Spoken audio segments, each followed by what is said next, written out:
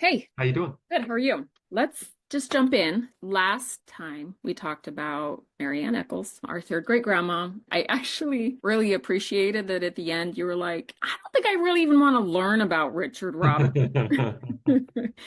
Because believe me, when I see his picture as I'm going through stuff, like I just feel, I don't know, this sounds awful, but literally the words that come into my brain is, I hate him, I hate him, I hate him. But because it's important not to have black and white thinking, because even when we have family members who behave in such a way that we feel is harmful or caused us trauma, whether in our lives or our ancestors' lives, if we're really going to understand, and this does not mean we're not holding them accountable, but I do think it's important to offer them enough empathy to learn where they came from. Because everyone who grew into someone who was abusive and harmful to others, at one point, they were somebody's baby. They were a cute little boy that was playing with their friends on the yard with their truck, Yeah, whatever. not predetermined to become what they became. And yes, likely they inherited trauma. There's a whole conversation we could talk about with nature versus nurture. All of that is valid. But even if there is some level of genetic predisposition for that person to end up lacking empathy, or if they grow into somebody who has antisocial personality disorder, or somebody who Mhm. has psychopathy, or even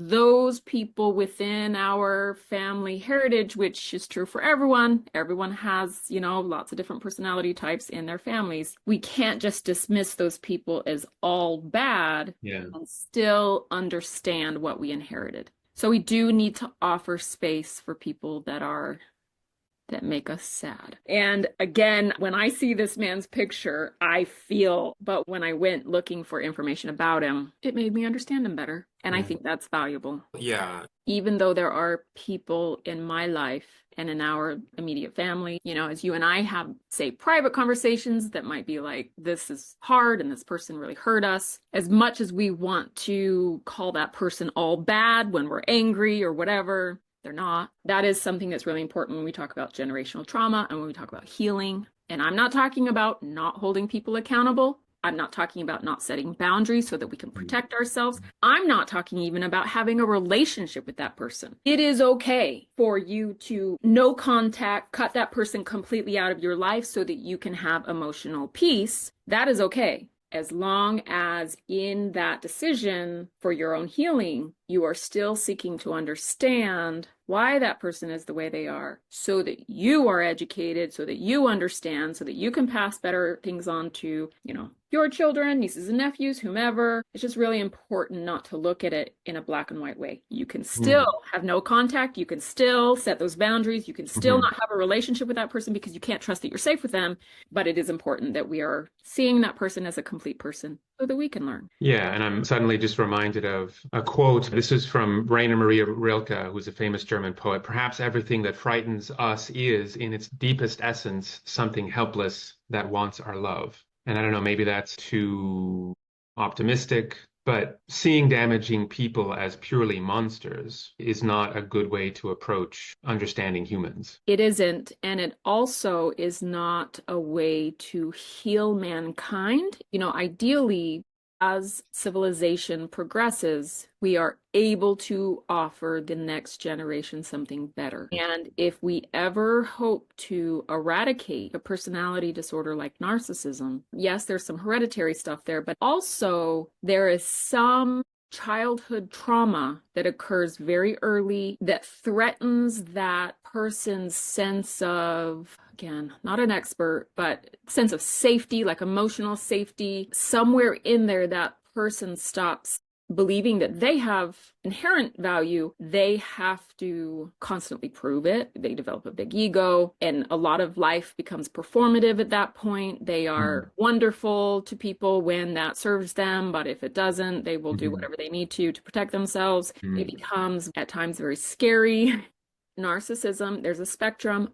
All of us fall on it somewhere. Like we Mm. all have narcissistic tendencies, some Yeah. with more than others. it is possible to start recognizing them and Mm. healing from those narcissistic tendencies once you understand them. But on the extreme end of that spectrum, there are those who have diagnosable narcissistic personality disorder. It is very difficult for them to Yeah. change, very difficult for them to heal because the very nature of the challenge that they have is antithetical to them recognizing their own faults. And I'm just using NPD as an example. If we are going to heal mankind and say potentially eradicate something like narcissistic personality disorder, we have to fix how we view ourselves, mothers, fathers, how we view Mhm. ourselves, which fixes how we treat our children, have to be able to recognize trauma for what it is so that we can understand its impact rather than saying, well, that's not trauma. You were never a soldier. Yeah. That's not accurate. Mhm. Like trauma is trauma, whether you received it in a war zone or whether you were in the next room when your mother was getting beat up by your father and you were little and you were listening to the screams. That is trauma, Yeah. just like a returning soldier that went through war. So if we are going to heal mankind, and this is just me, my philosophy, my thinking about the world, if we look at people that have, say, narcissistic personality disorder, if we look at people who do harmful things to others as all bad, it's easy to write them off and say, well, they're just evil, without recognizing that all of us have the ability to do harmful things to others, and all of us have the ability to do good things for others. I'm reminded of some commentary I read many, many years ago when the German film Downfall came out. The film is about the final few days of Hitler's life Mm. living in the bunker in Berlin. And some German movie commenters criticized the director and said, how dare you humanize Hitler? And the response from the director was, how dare we not humanize him? Right? How dare we think of him only as a monster who we can just categorize and dismiss? It's irresponsible, quite frankly, Irresponsible. to the welfare of humankind. Yeah. Because unless we understand that we as individuals, if we had different experiences, if we were in a different desperate situation, could justify committing Yeah. horrible Mhm. actions, Yeah. I don't think I could ever be a Hitler, but Yeah, that's the it thing. If you had asked him goes at 18, exactly. yeah, Exactly. So unless we recognize that every single person has the ability to do horrible things, we're not going to be able to fix it for future yeah, generations. we're not going to be able to understand really what it means to be human. I feel like I would be amiss if I didn't give a shout out to my 18-year-old daughter because she came home the other day and told me that in English class, she's a senior in high school, they're discussing Frankenstein. And without thinking much about it, at the beginning of the class discussion, I think the teacher maybe asked about, I'm just going to throw you guys an easy one. Is Yeah. Frankenstein evil? And she just jumped in and said, I don't think he's evil. Yes, he killed people. Yes, he did bad things. I think he is a reflection of society. Everything that he was outputting, even though it was so awful, he was absorbing things and then outputting what he had been absorbing. And he had been mistreated and he had been, and she listed these things, and I have not read that in so long I couldn't even like Sure. do Yeah. it justice. And so she just casually shared her thoughts that I don't think we should call him evil. I think we should recognize that, he did horrible things, but let's look at what happened to him. Anyway, so she just kind of threw it out there very casually. She told me that the level of pushback she got, she Mm. was the only one that had that perspective. And most of the others really challenged her. Well, how can you say he wasn't evil? Like he killed those people. And she said, I'm not justifying it. It's not Yeah. good that he did those things, but let's look at what happened to him that made Mhm. him the way he is. It's not Mhm. a justification. It does not mean that what he did was right. It does not mean that we should not Yeah. lock this person up. It does not Yeah. mean that we should not stop him from doing all of those things. We should. But the question is he evil? Or just a product Yeah. of what happened to him and doesn't have the ability to operate in a different way. So when we talk about trauma, that is why this conversation matters. I Yeah. don't think humankind will ever be able to heal until we start recognizing what actually causes a human being trauma and stop saying, well, when I was a kid, I got smacked around when I did bad things. I was fine. No, Mm. actually, you weren't fine. You are carrying trauma and you Yeah. have behaved in such a way to your children where they are carrying trauma, et cetera, et cetera, et Yeah. cetera. Like Yeah. start recognizing trauma for what it is and then working as humankind to stop behaving toward other people in such a way so that Mm. they experience trauma. When she came home that day, she was like, Mom, it was so exhausting. I was the only one. And so we had a conversation about it. And it was, I love her. I think Yeah. that she understands that. Certainly her perspective was more sophisticated than any of her detractors. And a bunch of other 17 and 18-year-old kids, it's not like they have spent hours and hours and hours in nuanced conversations about what the nature of evil is. I Yeah, mean, they're just repeating their home environment. they are, and painfully so, but we have to make lemonade out of lemons, right? Yeah.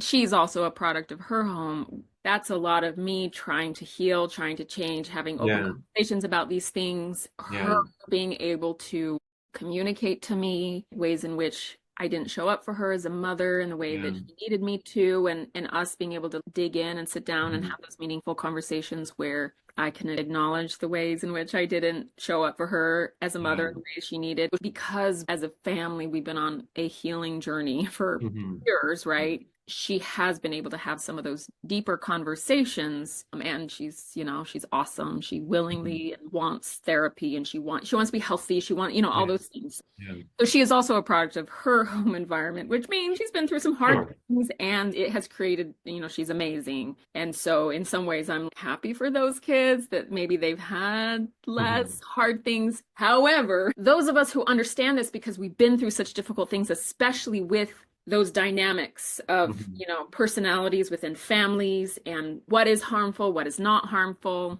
That's why it's important for us to have these conversations, start talking. Every good thing that's happened, and these are very surface level examples, and I would say women, but it was just white women got the vote. I mean, they'd been agitating for that for over 100 years. It all starts with conversations. Yeah. When, the civil rights movement in the 60s, there's so much more to that conversation. This is a very, very, very surface level simplification, but those changes, which still need a lot of help because our country unfortunately still carries a lot of racism, but those changes that were made in the 1960s stemmed from years and years of conversations. That's why I want to do this Yeah. podcast. That's why I want to have these conversations. Like, we need to start having conversations about trauma, Yeah. about how it gets passed down generationally, and how, if we come to understand it better and have it be more universal knowledge that people have out in the world, it will create better parents. Yeah. It will create situations where parents can be more prepared to be Mhm. parents, Yeah. where they can heal Mhm. themselves before they Mhm. become parents, and potentially future generations will. Mhm. Maybe I'm being ideal, but I like to think that over time, humankind will become a more mentally healthy species where we can actively, again, an example, germs. We used to not know what germs are, and people were like, Yeah. it's silly. What are you Why talking about? why are you like running your hands on Tiny evil blood right spirits now? crawling across our sins. Yeah. And now germ theory is pretty much universally Yeah. understood Yeah. how important it is to wash your hands. It Mhm. prevents death. If psychology and the study of trauma and how our bodies work and how things get passed down, how personality disorders are created, how trauma presents itself with other factors, depending on Yes. Yeah. in different relationships, how religion affects these things, all of that stuff. If this information can become more universally understood, again, I don't claim to be an expert. I'm trying to figure it out myself. This is my theory. This is just according to Susanna. If this can become more universally understood, I think humankind will be benefited long term. Hmm. That was a giant tangent. We have not even jumped into Richard Smith Robinson, our third All great right. All grandfather. right. Well, it seems like maybe that tangent will be of service because it sounds like you're about to tell a story of a not great guy. So, within the context of recognizing that not great guys are not just innately, inherently evil, but that they are, in fact, a product of where they came from on every level, on the genetic level, on the environmental level. So, I guess with that empathetic perspective in mind, tell me about who this guy is. Okay, I'll just explain real quick my approach today. And actually, today it is going to be more focused on a history that a distant relative of ours wrote about Richard Smith Robinson. It was published through the BYU print services in 2014. I don't know if that's just when a family member found it and decided to go through, BYU's print service to publish it so that it could go online and people could read it, or if this Dennis Drake is somebody who lives today and wrote this. My impression is no, when I read through this, it sounds like he knows too much to be Hmm. too modern. It seems like he was closer to the Closer. events,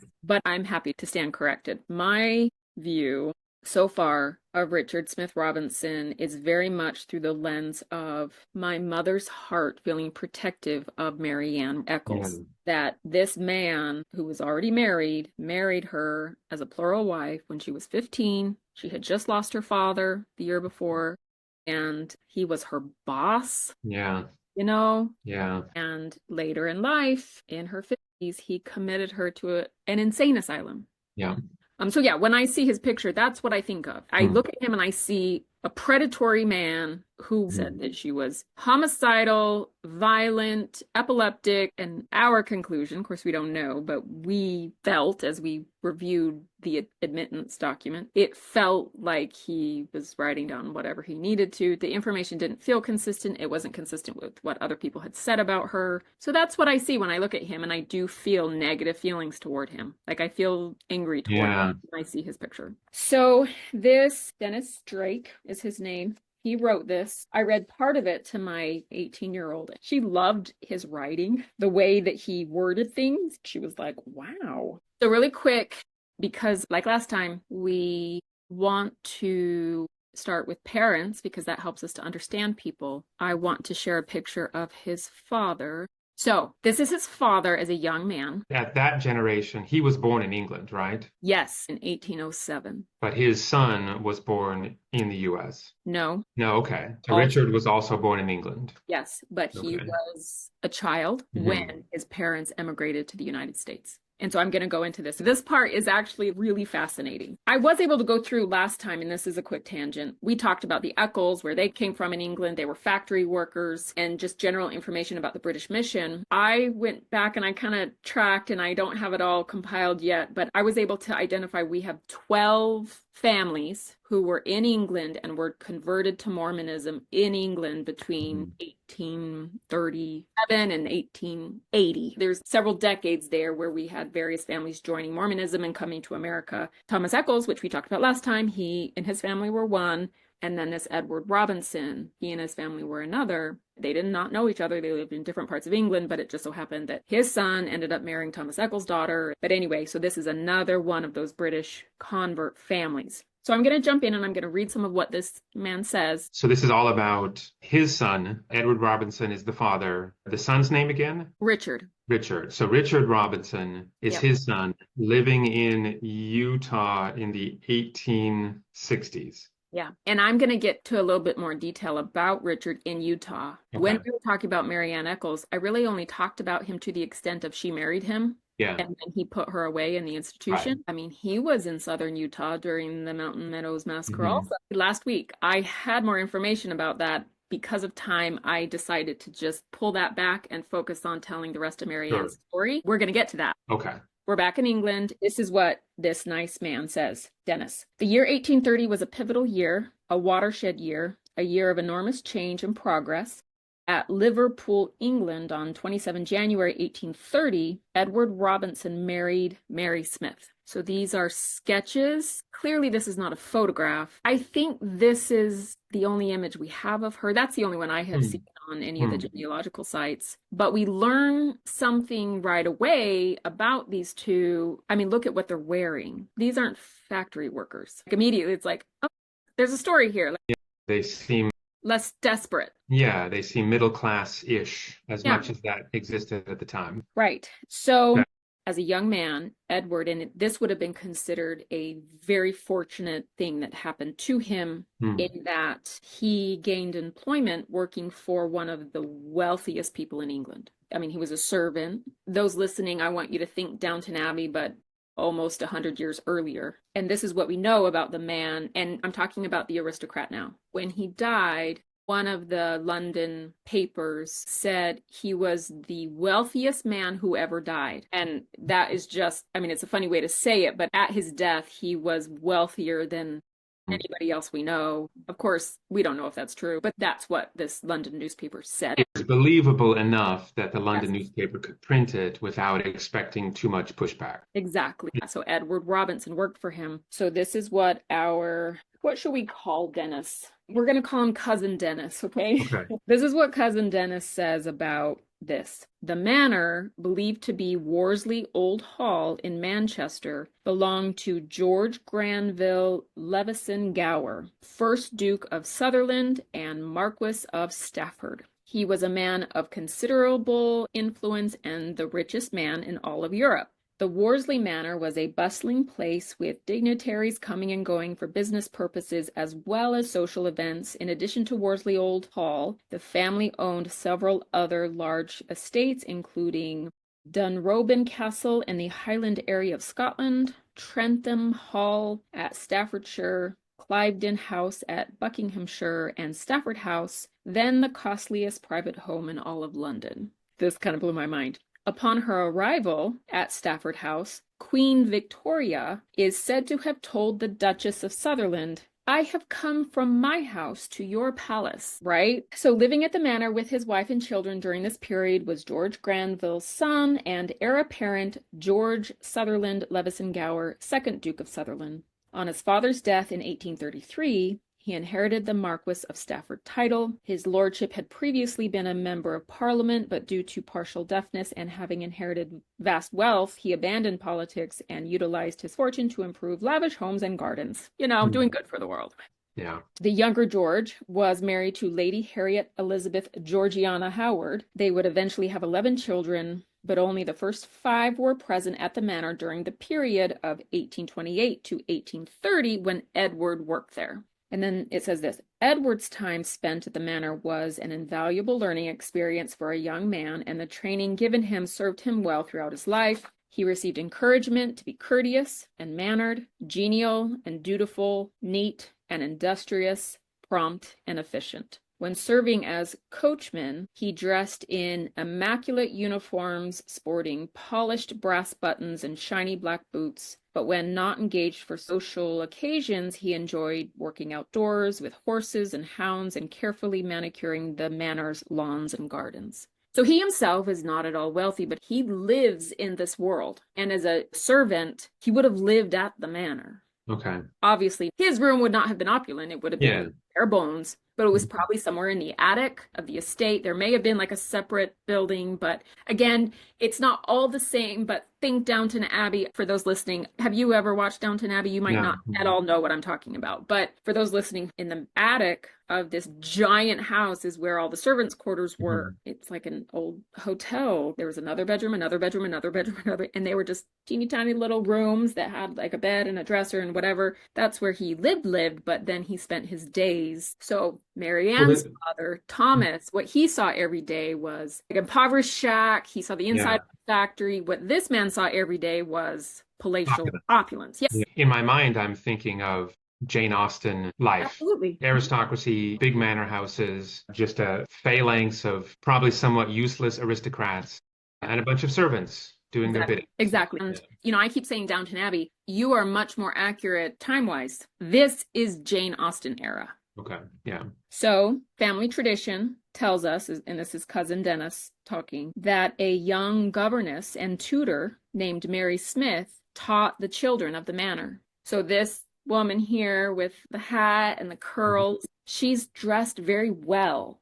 Okay. She was the governess of these children. And even though a governess wouldn't have been wearing what like the lady of the manor would have been wearing, they never would have allowed her to appear in rags, as she's tutoring, as she's teaching these children. She never would have sat down to dinner with the family. Of course, the children likely wouldn't have either because they had rules about when children would join the family for dinner. But as she's going about the manor, as she's going for walks in the gardens, teaching them biology or teaching them about plants or whatever, she would have needed to be dressed well enough for her to be respectable in this environment. She was not living in filth. She was not working in a factory. And a lot of people were in this time period. She was just a servant, but she was living in and visually what she was seeing every day, like Edward, was opulence and refinement. And she was educated enough at that time period to be a governess. I'm not sure where that education comes from, but if she was a governess in this manner, she would have been educated. I can't help but wonder how much this aristocratic family subsidized her quote, quote, work uniforms. It depends. Every family Yeah, would have been different. Every, yeah. aristocratic couple would have been different. What I think, again, I'm always happy to be corrected, but from what I understand of that time period, I think that they would have, at least to the degree where she would have represented them well. And that would have been the bare minimum. Who knows Yeah. if they would have, in their generosity, given her more than that. But the bare minimum would have been they never would have allowed her to appear around the manor with the children not representing the family well, because it would have looked poorly on them if their governess looked bad, looked awful, was in rags or whatever. They would have looked like they weren't generous employers. And Yeah, that was important to aristocrats to have a good right. reputation in regard to servants and things like Hmm. that. Again, just a little bit about her, kind of where she's coming from. So then it says, according to the records at St. Thomas Church in Liverpool, on 27 January 1830, Edward Robinson, who was listed as servant, and Mary Smith, who was listed as spinstress, were married at St. Thomas Church in Liverpool. Edward made his mark, an X, on the certificate, which was interesting that perhaps he didn't know how to write, So the two were married. Generally, what happened at that point is if a woman got married, she was no longer employed as a servant of a great Yeah. family. She would have been let go. They really only ever had unmarried women working for Hmm. them. Okay, so with new responsibilities for Mary, and 10 months later, their first child, Richard, was born. Edward needed more money and better prospects than servitude allowed. In that area of England at the time, canals were a major commercial thoroughfare between Liverpool and Manchester in 1828. The Bridgewater Canal, along with the Mersey and Irwell navigation, transported people, raw materials, and finished goods between the docks and the mills. But several visionaries believed a less expensive and faster means of transport would serve the country well, and in the process make them wealthier men. And they were right on both counts. Hence the impetus for building a railroad between these two important cities. While Edward was employed at the manor, during 1829, a prize of $500 was offered for the best locomotive, the acknowledged winner to be used on the new railroad. At the Rainhill trials, just east of Liverpool, each engine competing for the prize was required to haul a load 3 times its own weight at a speed of at least 10 miles per hour over distance equal to that between Manchester and Liverpool. George Stephenson and his son Robert won the competition with the Rocket, is the name of the locomotive that they built. So the Stephensons, father and son, won this competition with their design of the Rocket, together with the honor of supplying the new railways locomotive. And so now we're going to go back to the lord of this manor that Edward works for.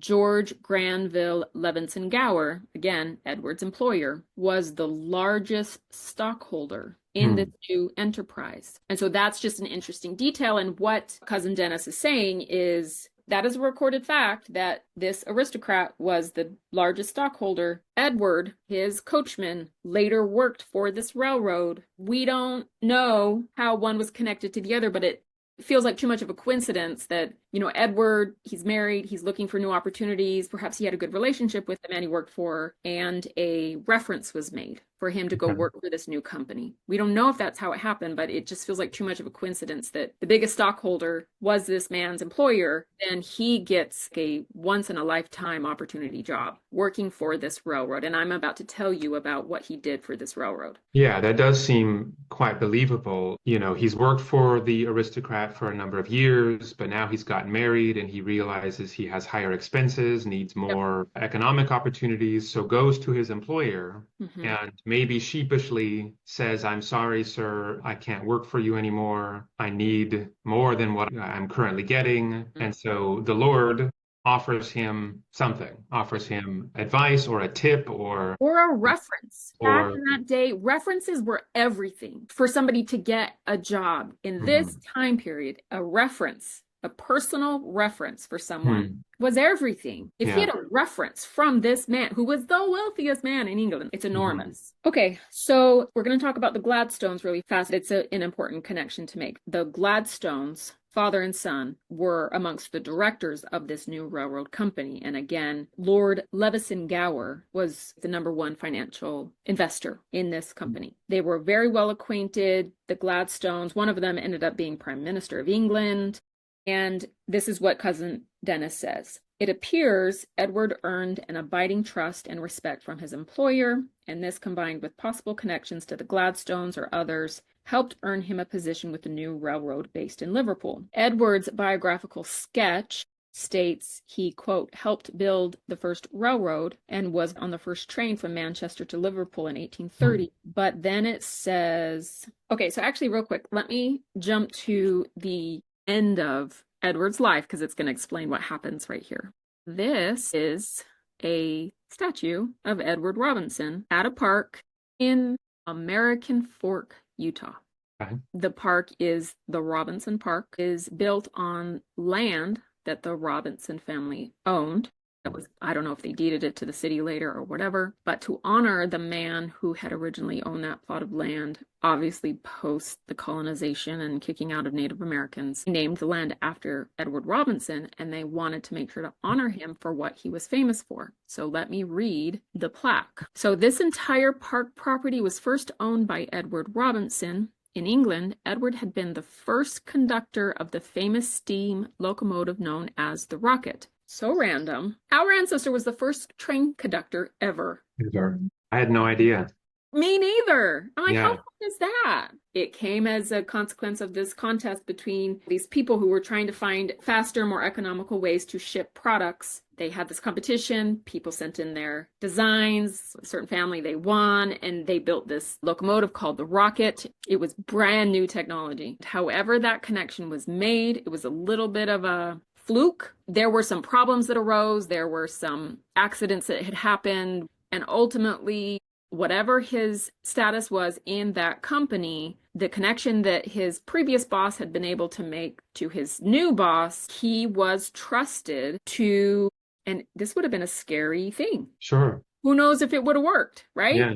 It might have exploded for crying out loud. Hmm. He was trusted to be the first conductor. He operated the locomotive from Manchester to Liverpool. And I mean, this was an achievement that was celebrated worldwide. This Sure. made all the newspapers. And so, anyway, when he passes away, his obituary says, conducted his last train, death of the oldest conductor in the world. Most people don't get that kind of a write-up in the newspaper when they die, but he was well respected, and rightfully so. People thought it was very cool that Yeah. he been the first railroad train conductor. Oh, here's another article that was written in 1873. I'm not sure. Oh, I guess it is a Salt Lake newspaper that's highlighting this man. He was about 20 years away from passing away, so he still had plenty of life left at this point. But they wrote Hmm. an article about him, the first railroad conductor. He resides in Utah. And then they talk all Hmm. about him. How cool is that kind of a thing? So, he's kind of famous. He kind of had some cred because of Yeah. this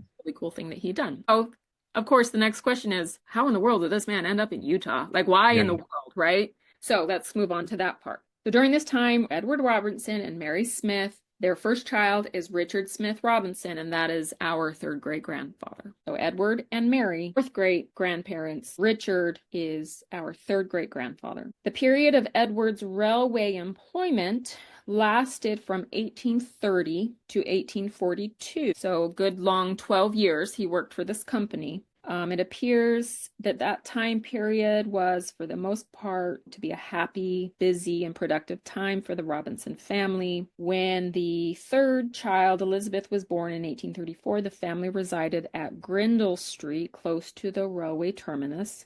It would have taken Edward only 2 or 3 minutes to walk to work each morning. By the time Mary and Margaret were born, the family had moved nearby to Regent Street in the adjacent city of Stafford. He really goes into a lot of detail about exactly where they lived. And I haven't looked these places up, but I'm presuming they were middle class neighborhoods, not Hmm. impoverished neighborhoods. Several of their children died. What is several? Two? Yeah, okay, so and again, this is cousin Dennis. He says by the time that Mary, who was born in 1835, and Margaret, who was born in 1837, were born, the family had moved to another location, another home in a middle-class area in Manchester. Sadly, these last two daughters died as infants and were buried in the garden close by at St. John's Church. And that's in England. Yes. Tragic circumstances like these, as well as a rapidly expanding family, increasing means or more suitable locations may have prompted the family relocations. So this is what cousin Dennis says. Even more than Edward's employment at the manor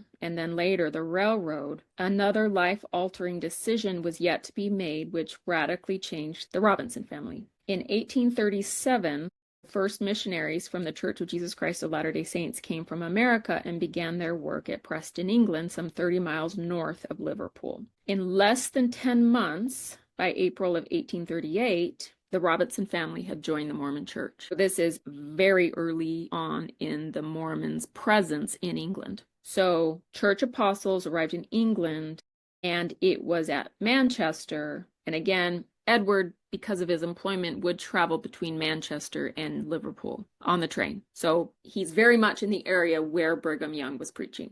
Brigham Young announced a new policy encouraging British saints to gather to America. On July 29th, 1840, Mary, Edward's wife, Mary Smith Robinson, gave birth to her eighth child, William Smith Robinson, at Manchester, and at some point, probably during this year, she heard the gospel message from these new missionaries, and it resonated. During the year 1841, this is one of those things that it's a family story. It very much might be true. It might be sensationalized a bit. We don't know, but it might be 100% accurate. This is one of those things where it's a family story that got passed down. There literally is no way to verify it, but this is what it says. During the year 1841, the infant William became very ill, and Mary sent for the elders from this new church that she was interested in. Her baby was blessed by none other than Brigham Young. So Brigham Young came into their home, gave this baby a blessing, and Brigham Young promised William, this baby, that he should be made well and live to a ripe old age. William, who they later in life called Curly Bill, which I thought that was funny, Curly Bill, lived almost a century and considered the promise handsomely kept. So that was a family story. That was something that was told to William from the time he was very young. Brigham Young blessed you that you would live a long life, and then he did live a long life, and that for him was very faith affirming. No one has uncovered a document that shows an earlier attestation of this, right? This is just what cousin Dennis has written down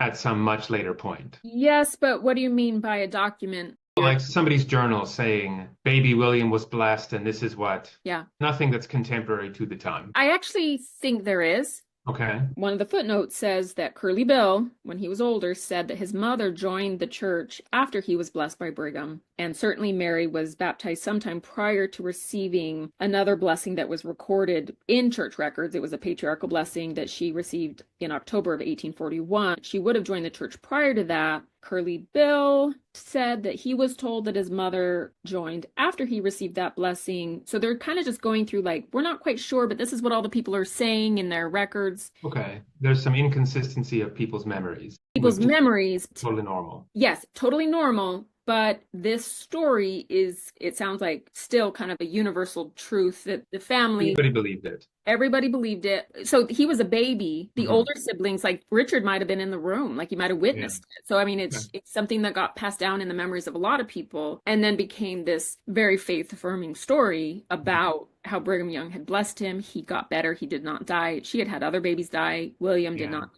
And then he did end up living a long life. And so it became a faith-affirming story. My impression is that this story was recorded in a contemporary way, at least by immediate family members at some point during their lifetime when they would have been able to share their own memories rather than, oh, my grandma told me. Valid question. Well, yeah, that kind of answers my question. Again, that's a totally normal thing. Earlier records get lost, and all we have are the comments or the compilations of earlier records that survive in a new form, and the earlier records are gone. I was just curious whether that was a family legend that was fully acknowledged as a legend, or whether people thought that it actually was true. I do think people thought it was legitimately true. So cousin Dennis kind of goes back to Richard And it does kind of jump sharply from one topic to another. We're talking about Richard here. He's a schoolboy. He got in some trouble at school because he felt like his sister Elizabeth was being abused by a school teacher. There was a conflict. Richard got knocked down for his trouble with a heavy mahogany ruler.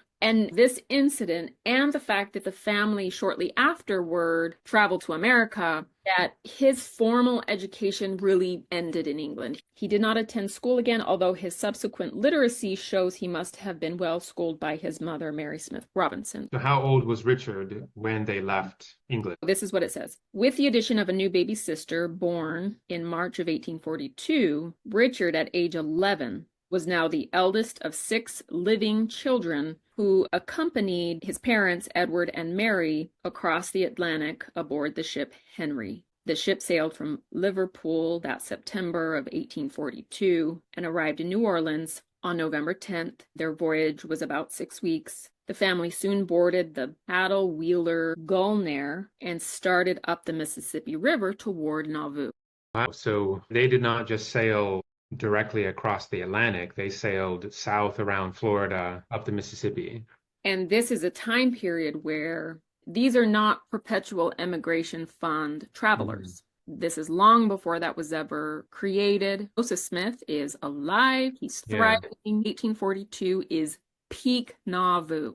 And again, those listening that don't have a background in Mormonism, quick recap. The Mormon Church was established in New York in 1830, quickly moved to Ohio in 1831. It split into 2, still the same church, still under Joseph Smith, but for a number of years during the 1830s, the Mormons had a group in Ohio and they had a group in Missouri. At a certain point, the church in Ohio was shut down and everybody was instructed to go to Missouri. Everybody was in Missouri in the later part of the 80s. There ended up being what was called the Missouri Mormon War, which we will get into another episode. We do have ancestors who were there. And then the Mormons were the story that we're told. And I do believe that this is true because most Mormons were just good people who joined Mormonism, looking for answers, looking for community. The story that is told is that the Mormons were driven from the state of Missouri. The Missouri Mormon War was very traumatic. Legitimately, the innocent people amongst the Mormons, they went through a lot of trauma, a lot of hell. They were refugees at that point. They end up on the banks of the Mississippi River because they just have to leave the state of Missouri. They didn't want to go west because that's wilderness still. They travel east. They have to get out of the state of Missouri because there was an extermination order from the governor. We'll go into that another episode. The Mormon people end up on the banks of the Mississippi River. Some very kind people in Illinois helped them, tried to feed them. Communities kind of came together, these poor people. There were a lot of injuries. It was very traumatic for these people. They literally walked away from everything and walked across in the winter, the state of Missouri. There was somebody in that area that had some land that he was able to sell them for relatively cheap. It was a little bit north. It was on an area of Illinois that kind of jutted out into the Mississippi River. At certain places on this land, the Mississippi River was both north and south of you. It, at that time, was called Commerce, Illinois, but the Mormons were able to purchase the land, and when they started telling everybody come to Zion, Zion was this new town that they built. They called it Nauvoo, which I believe is supposed to mean city beautiful or beautiful place or beautiful city, something like that. All of that was happening in the late 1830s. Smith was in jail. He escaped from jail, ends up in Illinois, where his family and all the Mormons had ended up. They built a city from nothing, and it became a thriving city. At its peak, it was larger than Chicago. At its peak, it was the largest city in Illinois. It's astounding. This community so quickly was so big and so thriving. And because they voted in bloc, it caused a lot of political problems around the state. But that's power this community created in a very short amount of time. But just to make things really clear, in 1840, Chicago was a tiny town on the bank of the lake. 100%. And so to say it was bigger than Chicago is basically just to say it was bigger than small towns. Yes, as in Chicago had not been built up. Yeah, it wasn't a city at the time. Of course not. Of course not. Yeah. But when you look at the history of communities, I don't know if the regular trajectory of community building ended up applying to Nauvoo. People would have thought at that time period that Nauvoo would have ended up just like St. Louis, a great big city Mm. on the banks of the Mississippi River. There's no reason Nauvoo couldn't have become the same, only it wasn't a regular community. It was run Mhm. by a religion. And it sounds like Nauvoo could have been described as a boom town. There had been really nothing there, and then once the Mormons arrived, it very quickly became a well-established and probably fairly prosperous town. And that is when I refer to things about Mormonism that I love. That industriousness, I love that. It was a swamp, and they turned it into a thriving community in a Yeah. very short amount of time just through sheer will. They wanted a community where they would be safe. They felt like they had been persecuted in Missouri, and they wanted a city, a place where they were in charge, they had the rules, they established the society and the cultural norms. In the early 1840s, the Nauvoo was the headquarters of the Mormon Church.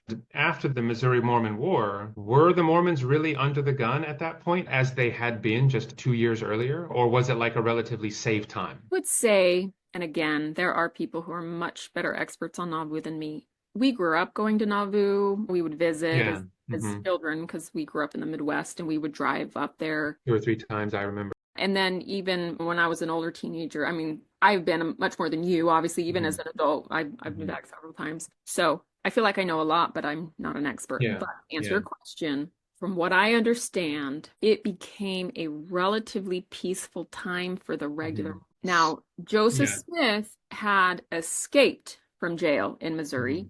Hmm. There Hmm. was still a warrant out for his arrest, but because, for one, he was in a different state, and at Yeah. first the government in Illinois didn't feel inclined to extradite him, they gave Nauvoo a city charter, which meant that they could create their own government there, Hmm. and they implemented habeas corpus, which Hmm. allowed Joseph Smith to, as the mayor of the town, it allowed him to have tremendous power over whether or not other authorities were able to come into the city and arrest him. Yeah. Yeah. As an unelected mayor, right? As a self-appointed mayor, he Yeah, was prophet of the church and mayor of the town. It was a theocracy. Yeah. 100%. Okay. At this time, early 1840s, it's a relatively safe and prosperous time. Hmm. And the For regular Robinsons people. back in England, I suppose, are starting to hear about what Nauvoo is like. Yes. Okay.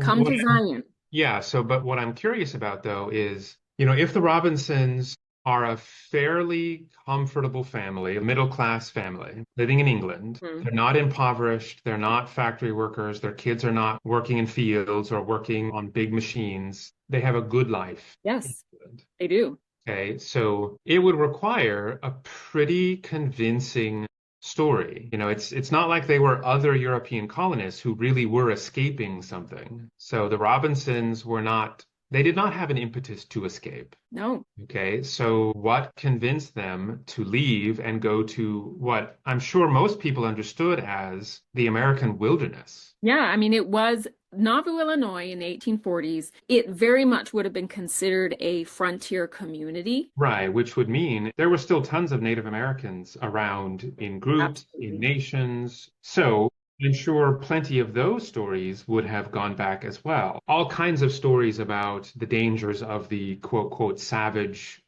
wild Indians. So again, we're not just talking about them going to a new place that is just, in terms of infrastructure, less civilized, but almost certainly more dangerous on multiple levels. Okay. Right. And So what the hell? right. And I love that you are asking this because it informs what's coming. Okay.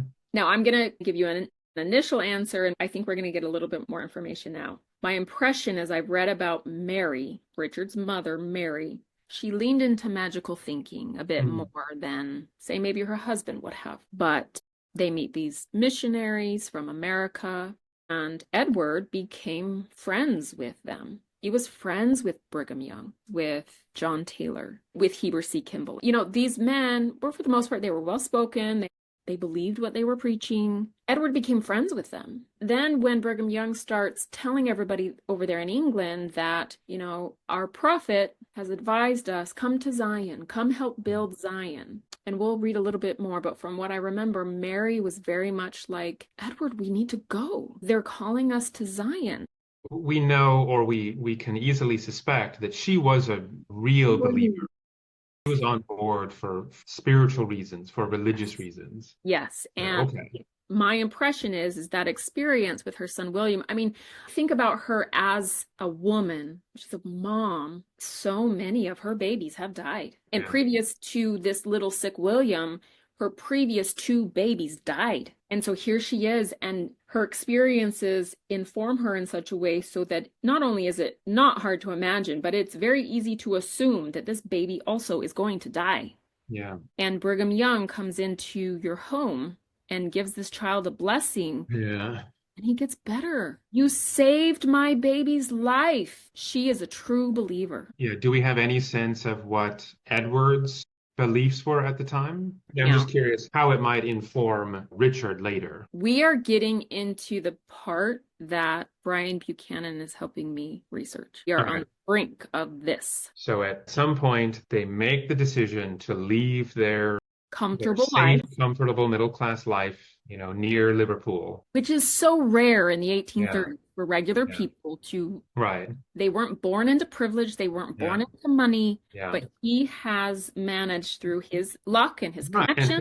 for them not to go to New York or Boston and establish businesses there, but for them to go to a literal swamp Yes. in what is still contested territory and bring their children with them. And join this new, Yeah. brand new religion that is Yeah. less than, I mean, at this point, it's a 12-year-old religion. Yeah. Yeah. She was a believer, and Edward was friends with the missionaries. Yeah. And I mean, we Okay, let's I do can it. assume, yeah, I can assume he was a believer as well. Well, what I keep wondering about is, I mean, up to this point, probably he has been the one kind of responsible for the financial well-being of his family, that Mary hasn't worked since before they were married. Which would have been standard. Would have been standard. That's a huge weight to give up everything and cross the ocean and Right. go to a swamp. I think it speaks to, it's not just the persuasiveness of like Brigham Young, and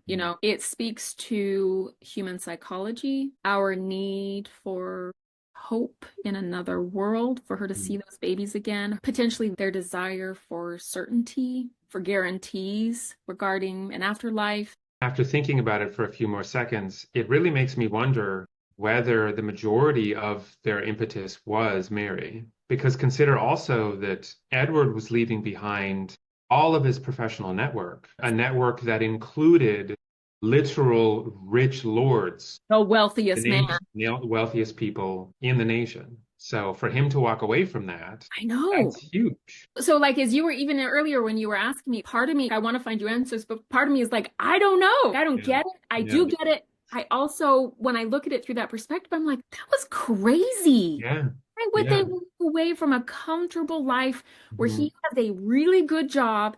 He Yeah. has connections to one of the wealthiest men in the world.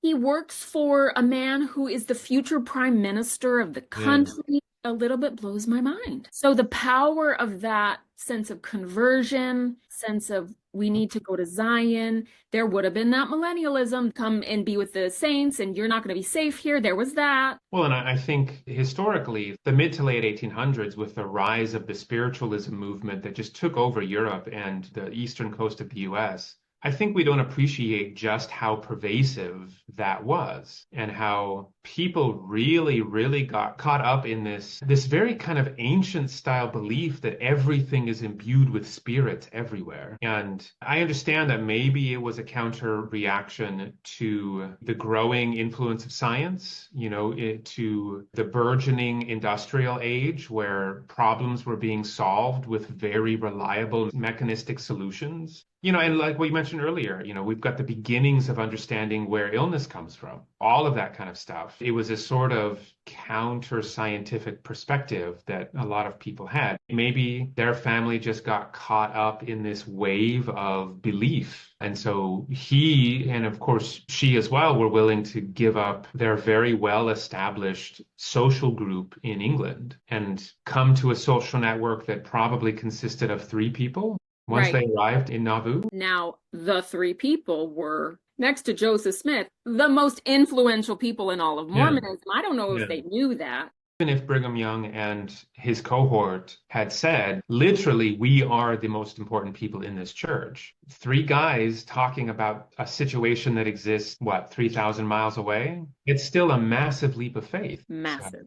Yeah. okay, So you have excellent questions. I don't know the answers to some of them. sure. Just have to Well, yeah. conjecture, but it is fascinating to think about. All right. Yeah. So they eventually decide to leave. They get on a ship and they sail for 6 weeks, eventually all the way up the Mississippi River, They landed in New Orleans New Orleans. onto a Mississippi steamboat.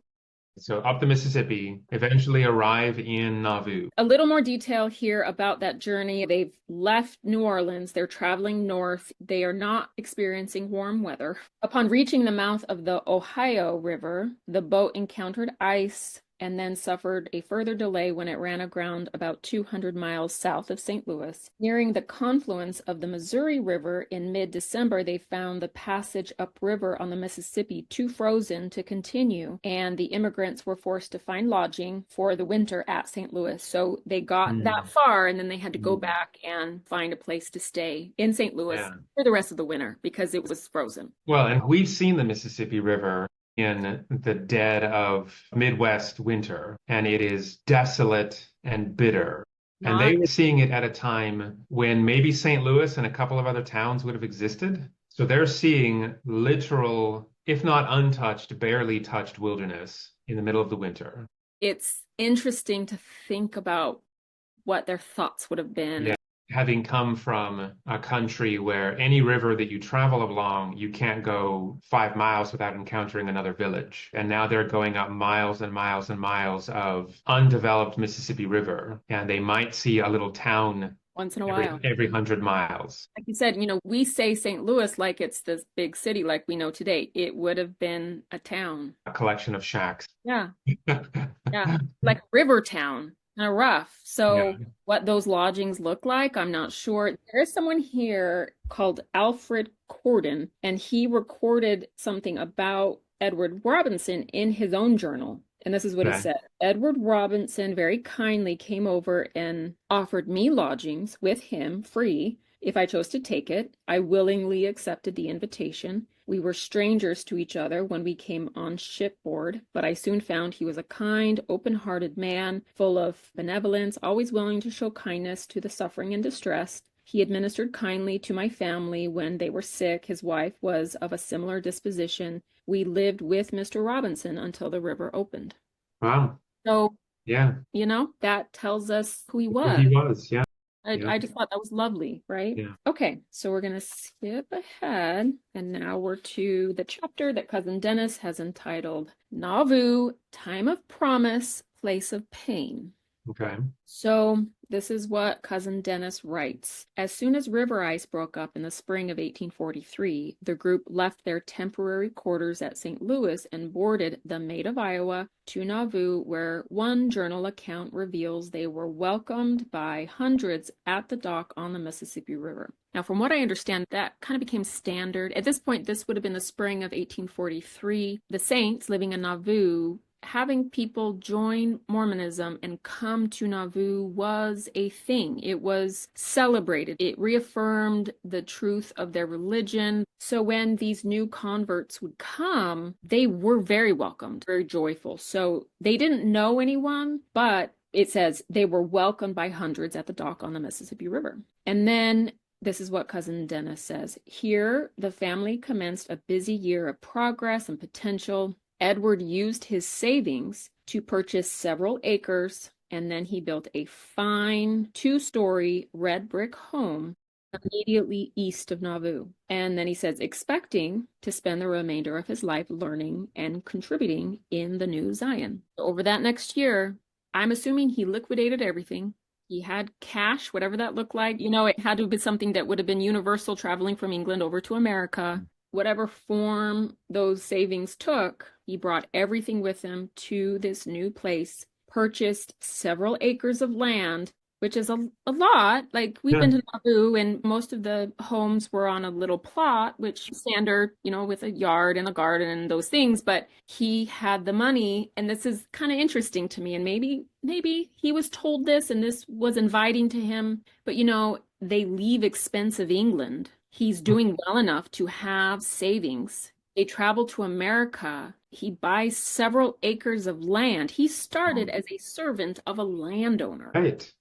He could not own land in England. Yeah. So he purchases several acres of land, which isn't enormous by any means, but it's land, right? Yeah. And then builds a beautiful two-story brick home, which I can only imagine was larger than any home they would have lived in England.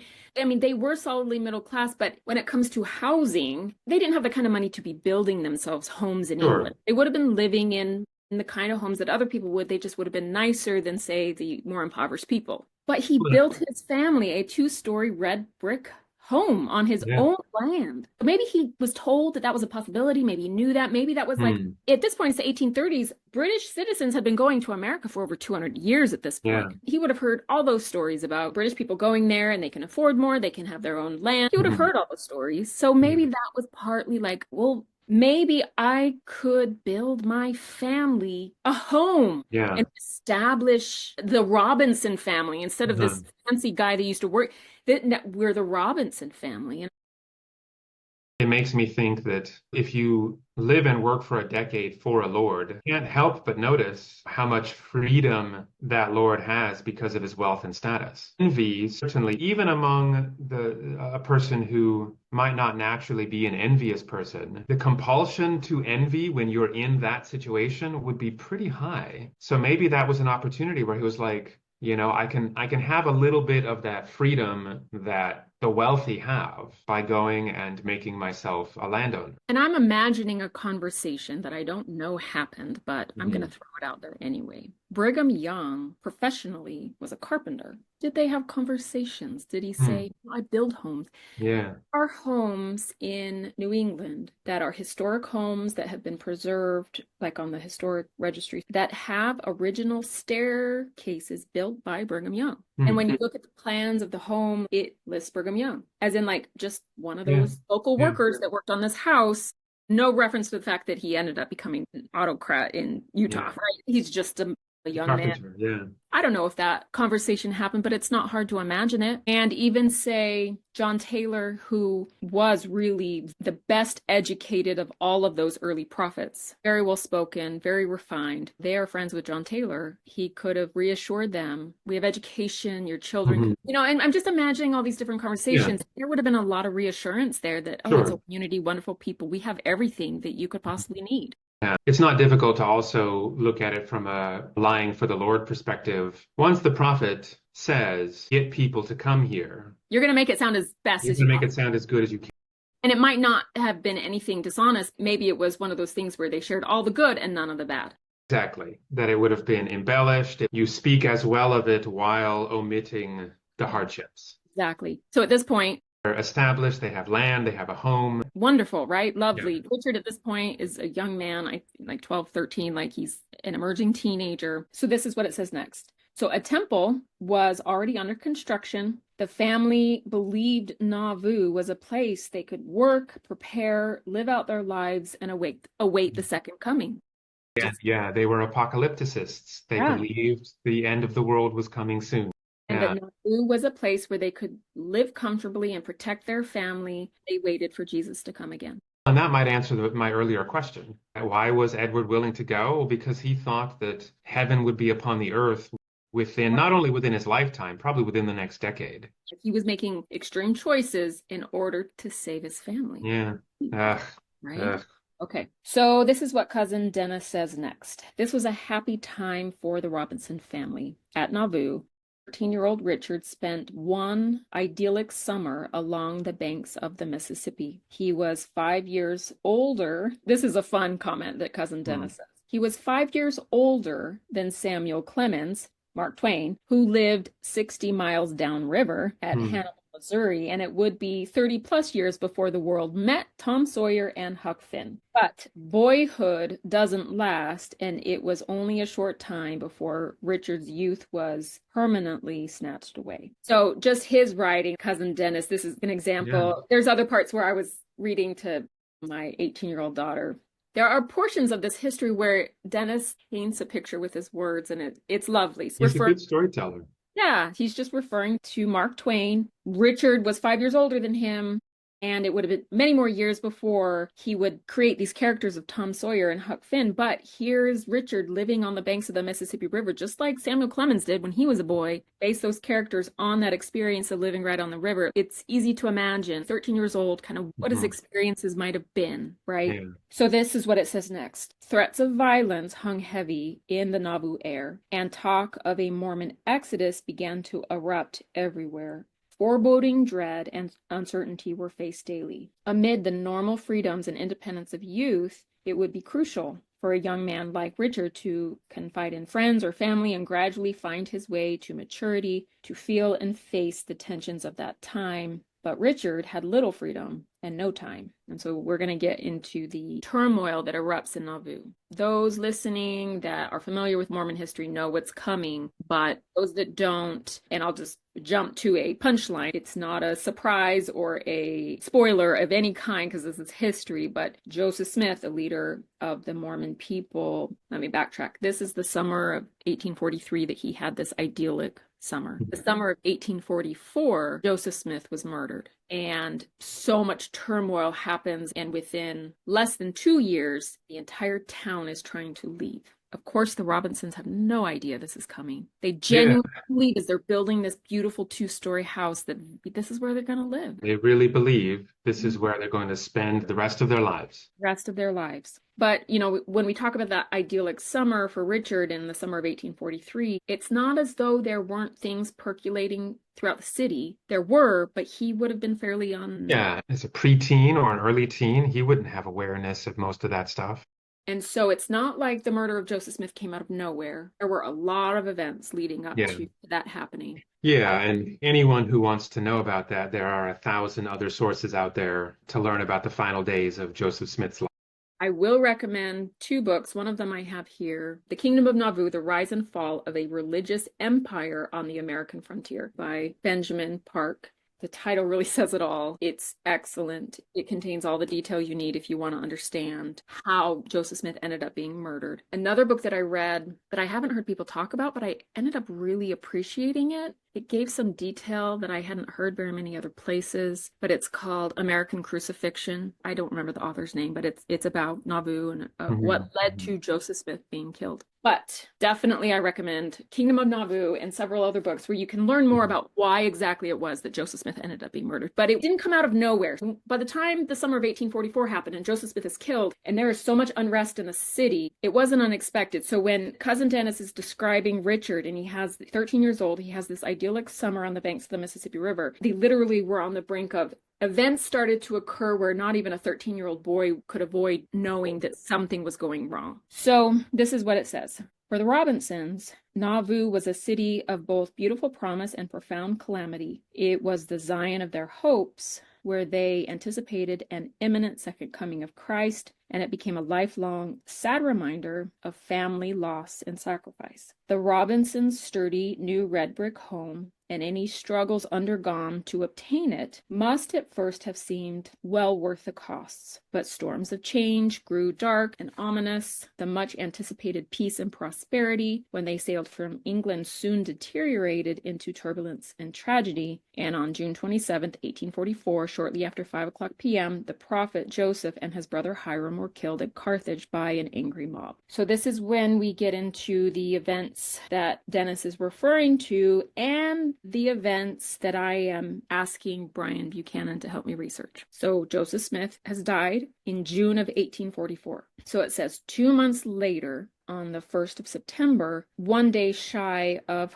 her 34th birthday, Richard's mother gave birth to her ninth child, a son named Joseph in honor of the departed prophet. And then, exactly 1 year later, on September 1st, 1845, came a moment in time for Edward's family that remained shrouded in silence for well over a century and a half. This is Dennis talking. Sometimes, for some people, secrets buried long ago whisper to be heard. It is time, they say. I love how he writes. And sometimes heartbreak hangs heavy in the air like haunting strains of a minor key adagio. It is time for others to know this pain and these people. It is time for full truth, for exposure of facts to fresh air, and time for healing and holiness. It is time. I think that's just Cousin Dennis being poetic in how he is describing why he is sharing this information.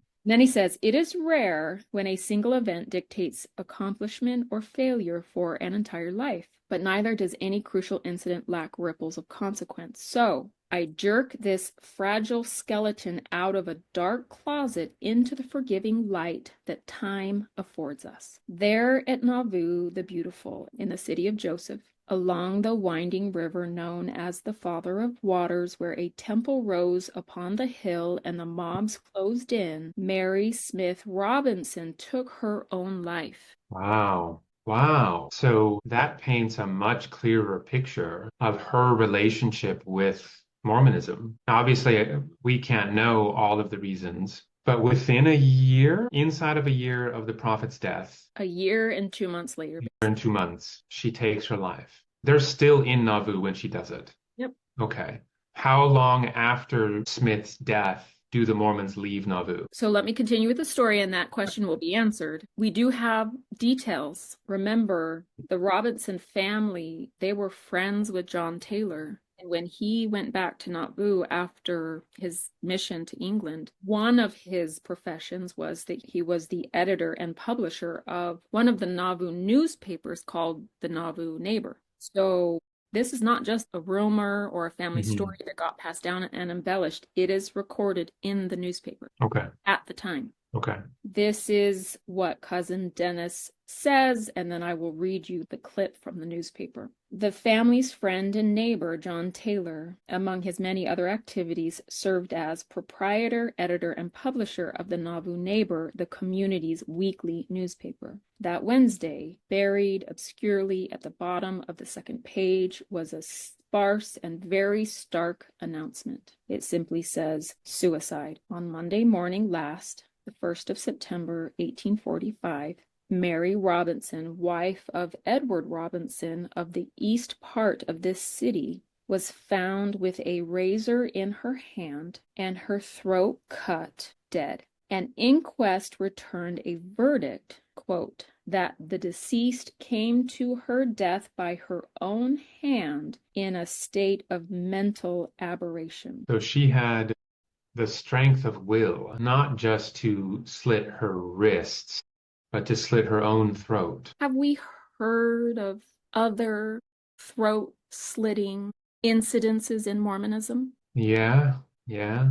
Tell me your thoughts. Well, the fact that someone chooses that method of suicide feels significantly less likely than any other method of suicide. I did research, Yeah. and maybe we should have given a trigger warning about that regarding people listening. Please take care of your mental health.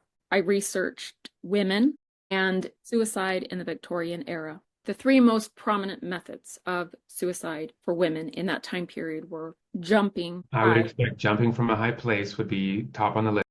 poison, Yeah. and drowning. Yeah, that's exactly what I was thinking. Lived on the banks of the Mississippi River. Yeah. This is September. It's probably 90 degrees outside still in Yeah. that area. He could have waded out into the river and allowed the undercurrent to pull at her heavy skirts and just let the river her Yeah. away, and it would have been painless. Women in general, it's almost universal, especially this time period, and it even applies today. In general, if a woman is going to take her life, she does not choose violence. That was what was kind of floating in my mind.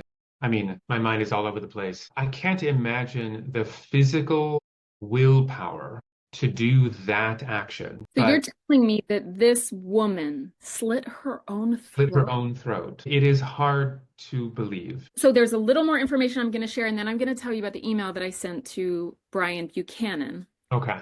So this is what cousin Dennis says as he continues telling this story. The consequences of persecution and pain in and around Nauvoo were not an abstraction, not a metaphor, they were real, and they had invaded this family's very being. And then it says Mary's body was discovered in her prime, 1 day shy of her 35th. From here, he is sharing the various possibilities, not as facts, but as this is what some people think, this is what other people think. And so I'm just going to read through it and put it all out there. And then I'm going to tell you about my questions and what I sent to Brian Buchanan. Okay.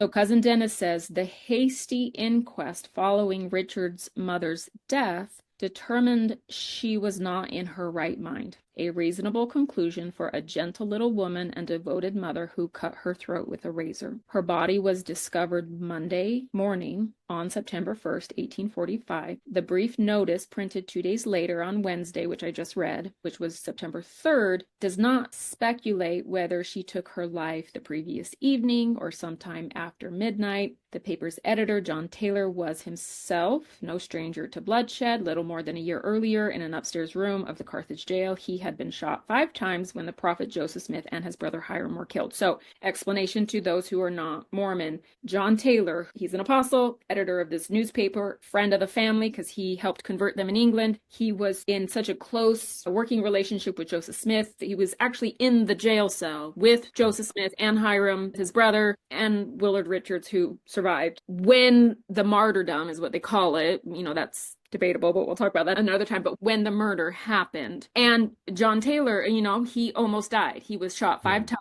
His life was ultimately saved, but he has now recovered. He's continuing to live in Nauvoo, and he's running this newspaper and helping to run the church without Joseph Smith. By the time he's writing this, it's over a year after Joseph Smith has died. But that's what cousin Dennis is referring to here, that John Taylor is no stranger to violence. He Right. almost died when Joseph Smith was murdered. So this is where he gets into the speculation from various sources. As unexperienced researcher speculates, quote, it seems she had just found out that Edward wanted to take Anne Turner Wooten as a plural wife, and she killed herself out of despair. Now we're going to stop there for just a minute.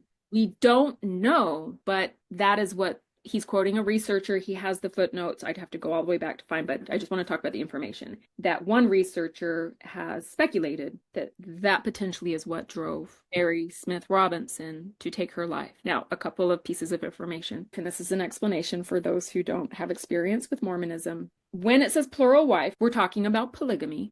Joseph Smith implemented polygamy in Nauvoo. There are some threads of detail about when exactly it started. We're not going to get into any of that. He started polygamy in Nauvoo, but it was very secret. People did not know about it except for his inner circle. He, at this point, is taking many wives. A significant number of them were teenage girls. I look back on him now that I am not protective of the church and willing to learn facts rather than protect my belief system. I look back on him.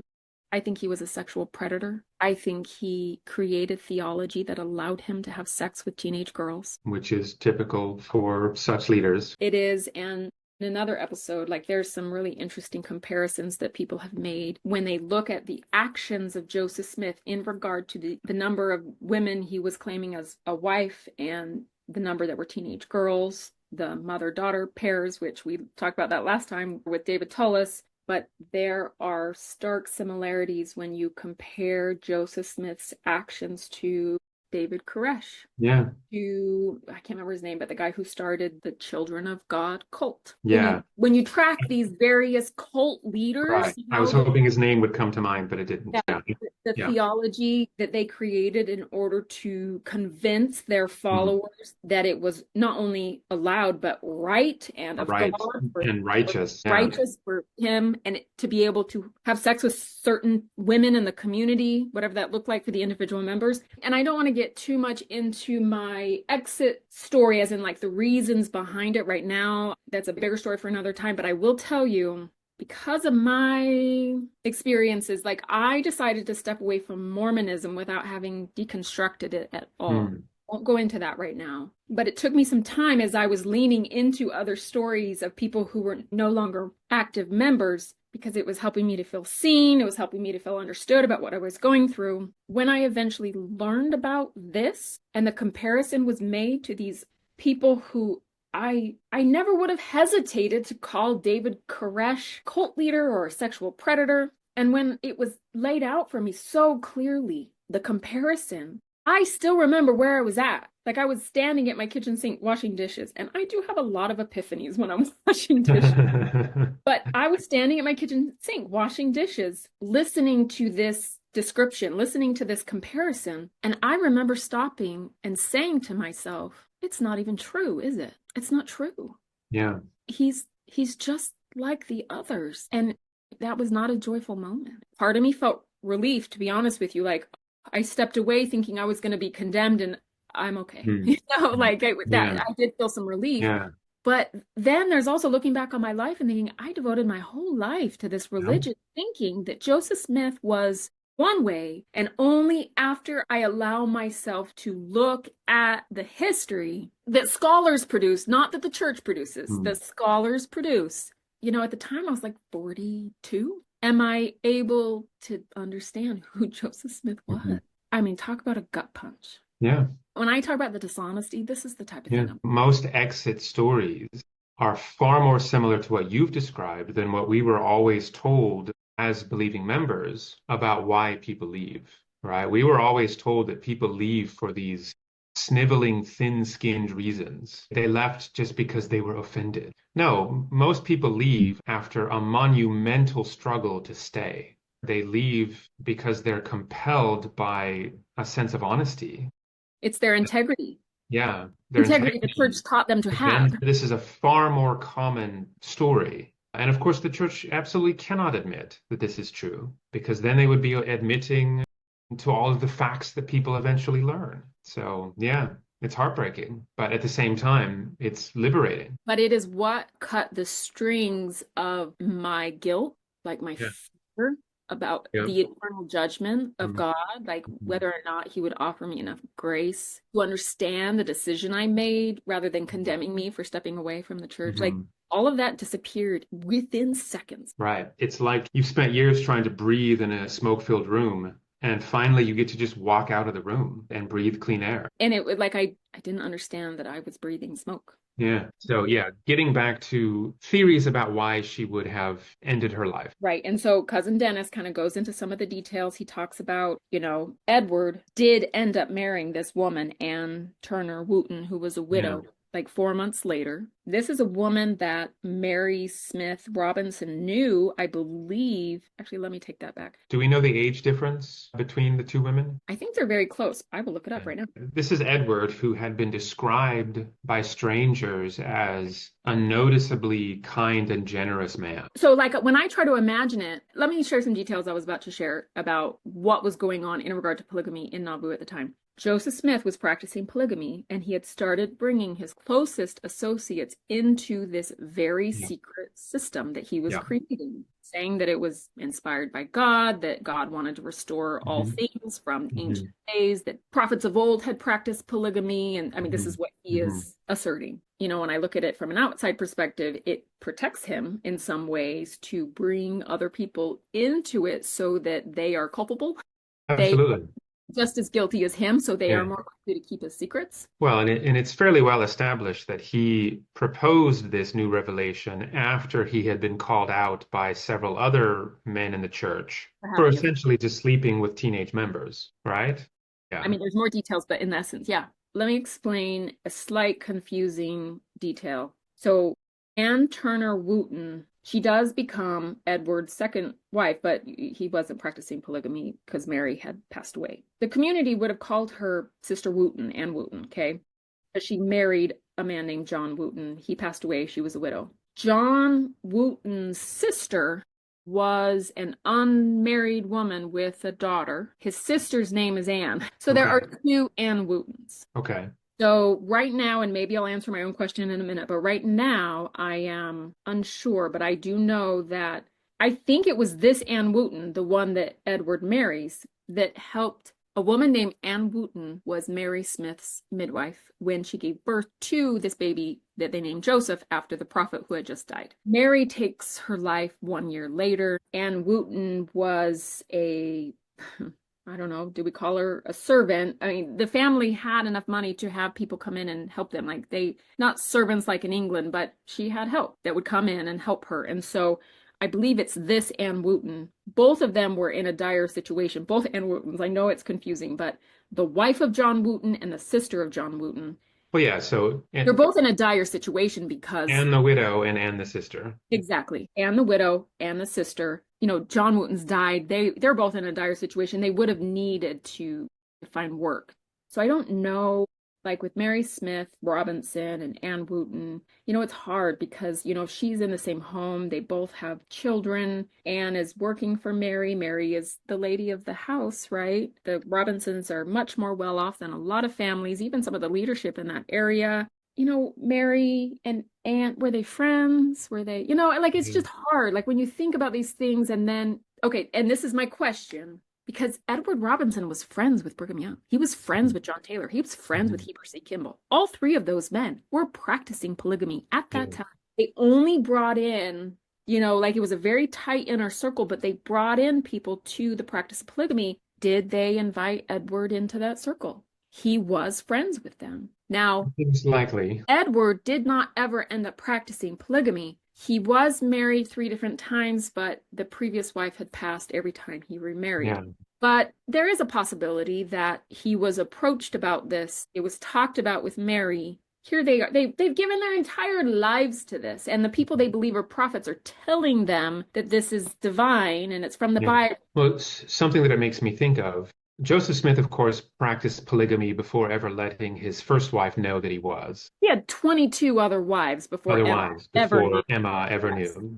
And that was also true of the other members of the inner circle, right? They were practicing polygamy without letting the church members or their families know. That Okay? changed at different times for different people, but I think Mhm. initially, yes, you are right. So, what are the chances then? And I'm truly asking this question. I have no idea what the answer is. What are the chances then that Edward, had he been invited into that practice, to say it in a very antiseptic way, Yes. was invited into that practice and had actually already started practicing it, and that his wife found out? Is that Well, likely or? I'm saying that's an impossibility, but I do know when it comes to, say, the record of Joseph Smith's wives, it is recorded when he married them. That's Information, reconstructed later, right?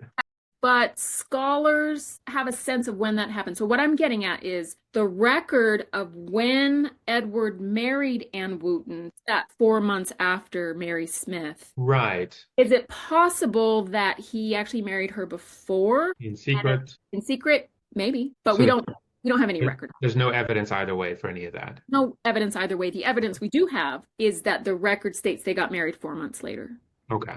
after Okay. Mary passed away. So then what evidence is there, or what's the source of the claim that she had a conversation with her husband about him taking a plural wife before she took her own life? So when you're talking about sources of the claim, cousin Mhm. Dennis is sharing what another researcher had speculated. He then goes on to state all the reasons why he doesn't think that that's what happened, but Okay. it's a possibility that polygamy was why Mary took her own life. Does he cite that other researcher? Even just give a name for the researcher? Oh, it's Connell O'Donovan. Connell Do you O'Donovan. Okay. So recognize another that? researcher, Connell O'Donovan, has made that claim. Do you recognize that name? Not at all. That's No. okay if you don't. He's somebody that Lindsay Hansen Park cites. He is somebody that John DeLynn cites. Like people Wow. talk about how excellent his research is. Okay. When was he writing? This Do we doesn't know? say, Doesn't I mean, say. it Okay. says he was the one that did that research, but it doesn't say when he wrote it. He's alive today. He's Oh, recent. okay. Okay. Yeah. He did a lot of, well, I'll give you a little bit of background from what I understand. And if, we have the privilege of having Connell O'Donovan listen to this, I apologize if I have stated anything incorrectly. He did a lot of research on the history of the church. It's very valuable. He digs a lot into polygamy. He is a gay man, and he dug into whatever evidence there may have been in regard to same gender relationships or whatever. Like he kind of dug into all of that. It's very solid research and people really trust. Yeah. And he connected himself still, I don't think like as a practicing or believing member, but he still associated himself with Mormonism and Mormon history research and all of those things and tried to be a voice for marginalized communities within Mormonism and all of Mm. that. Even it was an interview that I heard with him, and I hope I get this correct, but if my memory serves, he felt so, and I'll say emotionally assaulted during everything with Prop 8 that it broke his heart in regard to his ability to keep engaging in Sure. Mormonism. And from what I understand, he no longer works in this field. He has a different life. I think he has a Yeah. partner. They have a lovely life that they've built. So, He focuses elsewhere and not within Mormon history right. research. So this research was likely done in the decade or two pre. Yeah. So he's a more recent researcher, but not the last 10 years. I would be fascinated to know why he believed that that was a likely possibility. And I am thrilled because I never looked down at that footnote to see who, because I've read this before. I'm thrilled that somebody with his expertise and his clout was researching our ancestors. Sure. Yeah, sure. So that kind of excites me, like, ooh, there's probably more out there. Probably more. Yeah. Find his email address and email him and I know I see should. if So he has anything more. So I'm just going to read what he says, and then I'm going to read you what I sent to Brian Buchanan. So this Mhm. is what cousin Dennis shares. So he says, one experienced researcher, we now know it's Connell O'Donovan, speculates. It seems she had just found out that Edward wanted to take Anne Turner Wooten as a plural wife, and she killed herself out of despair. No evidence is presented to support this possible but unlikely hypothesis. So this is now cousin Dennis responding, saying, I don't think Connell O'Donovan is correct. So this is Hmm. what cousin Dennis says. No evidence is presented to support this possible but unlikely hypothesis. It would be 7 more years before the doctrine of celestial marriage would be publicly announced. Now, he's not wrong that it would be 7 more years before the doctrine of celestial marriage would be publicly announced. However, just because it wasn't publicly announced does not mean that it was not being privately practiced in Sure. Nauvoo by the leaders who Edward Robinson was friends with. It makes sense that they would only feel safe to publicly announce it once they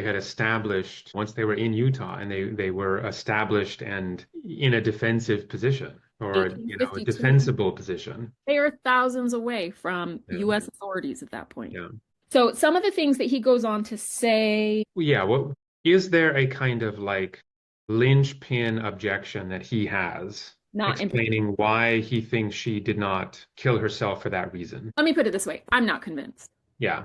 So if anybody wants to read this, it is on Family Search. It is on Edward Robinson and Richard Smith Robinson's pages. Go find it. Please feel free to read. But I'm not convinced that it wasn't a valid reason. Okay. So, but then this is what cousin Dennis says about his own theories, which I think are also valid. He says, my own thoughts, however, are equally speculative and based only on hearsay from older relatives. And then he says, a story I was told as a young man indicates Mary was raped in a cornfield east of Nauvoo.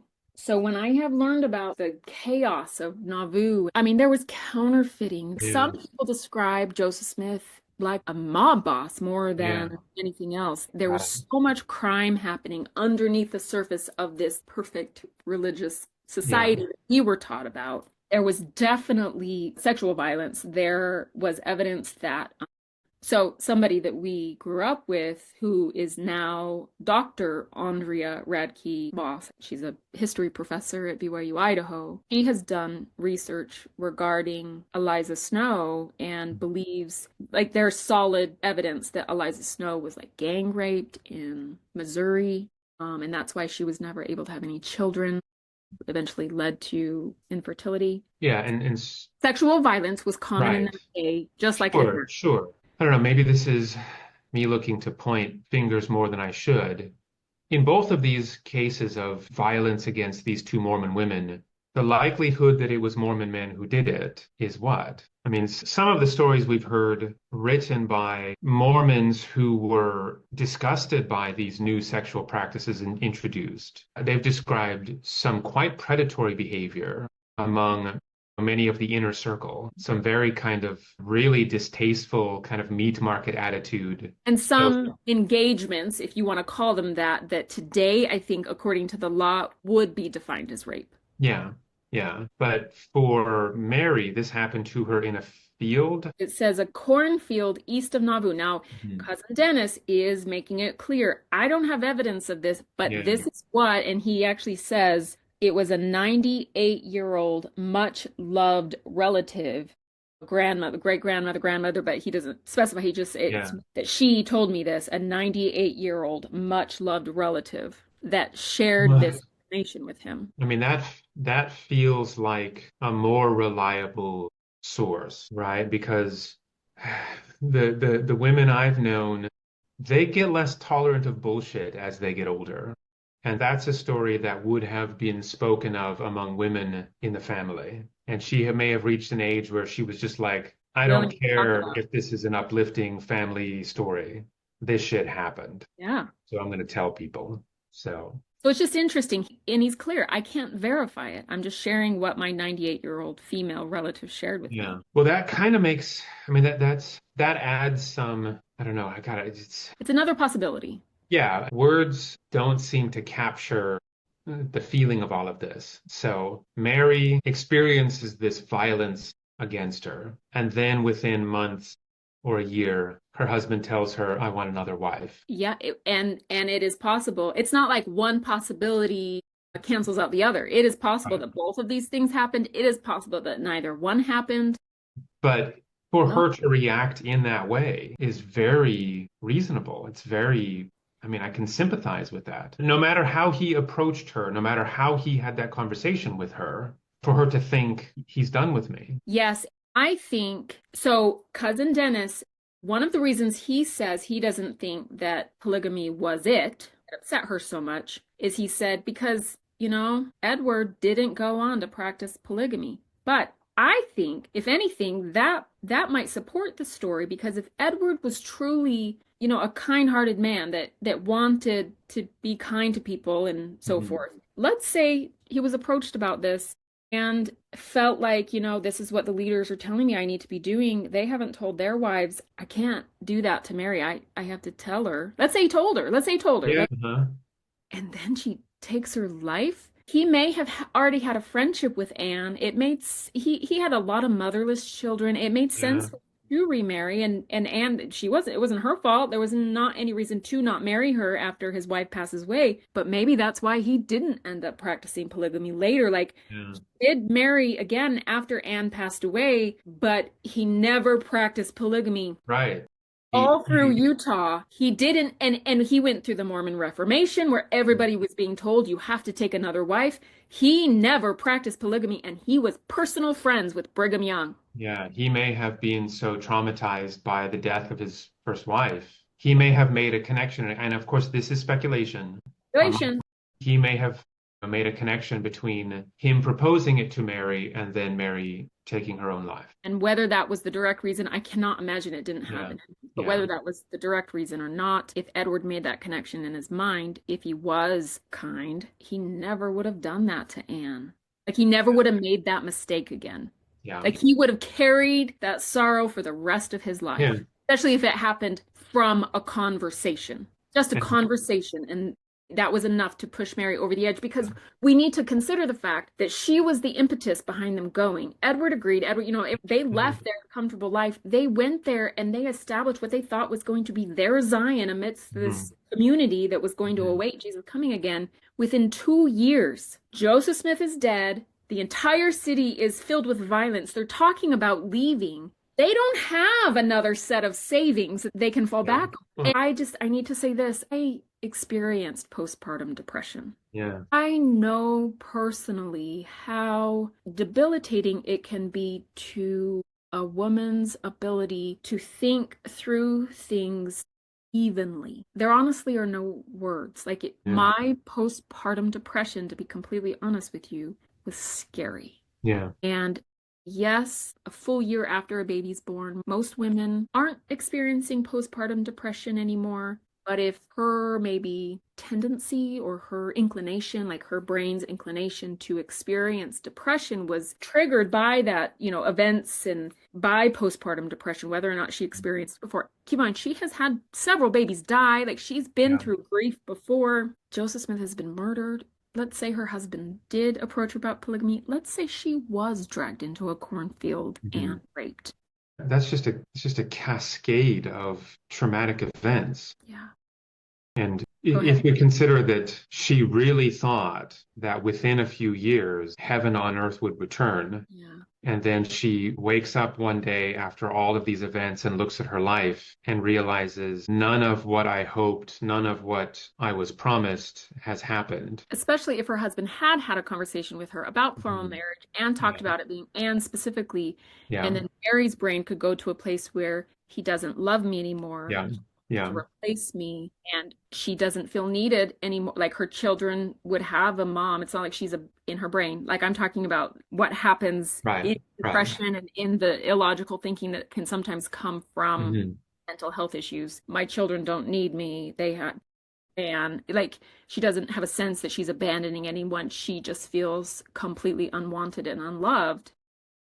Yeah. And And hopeless.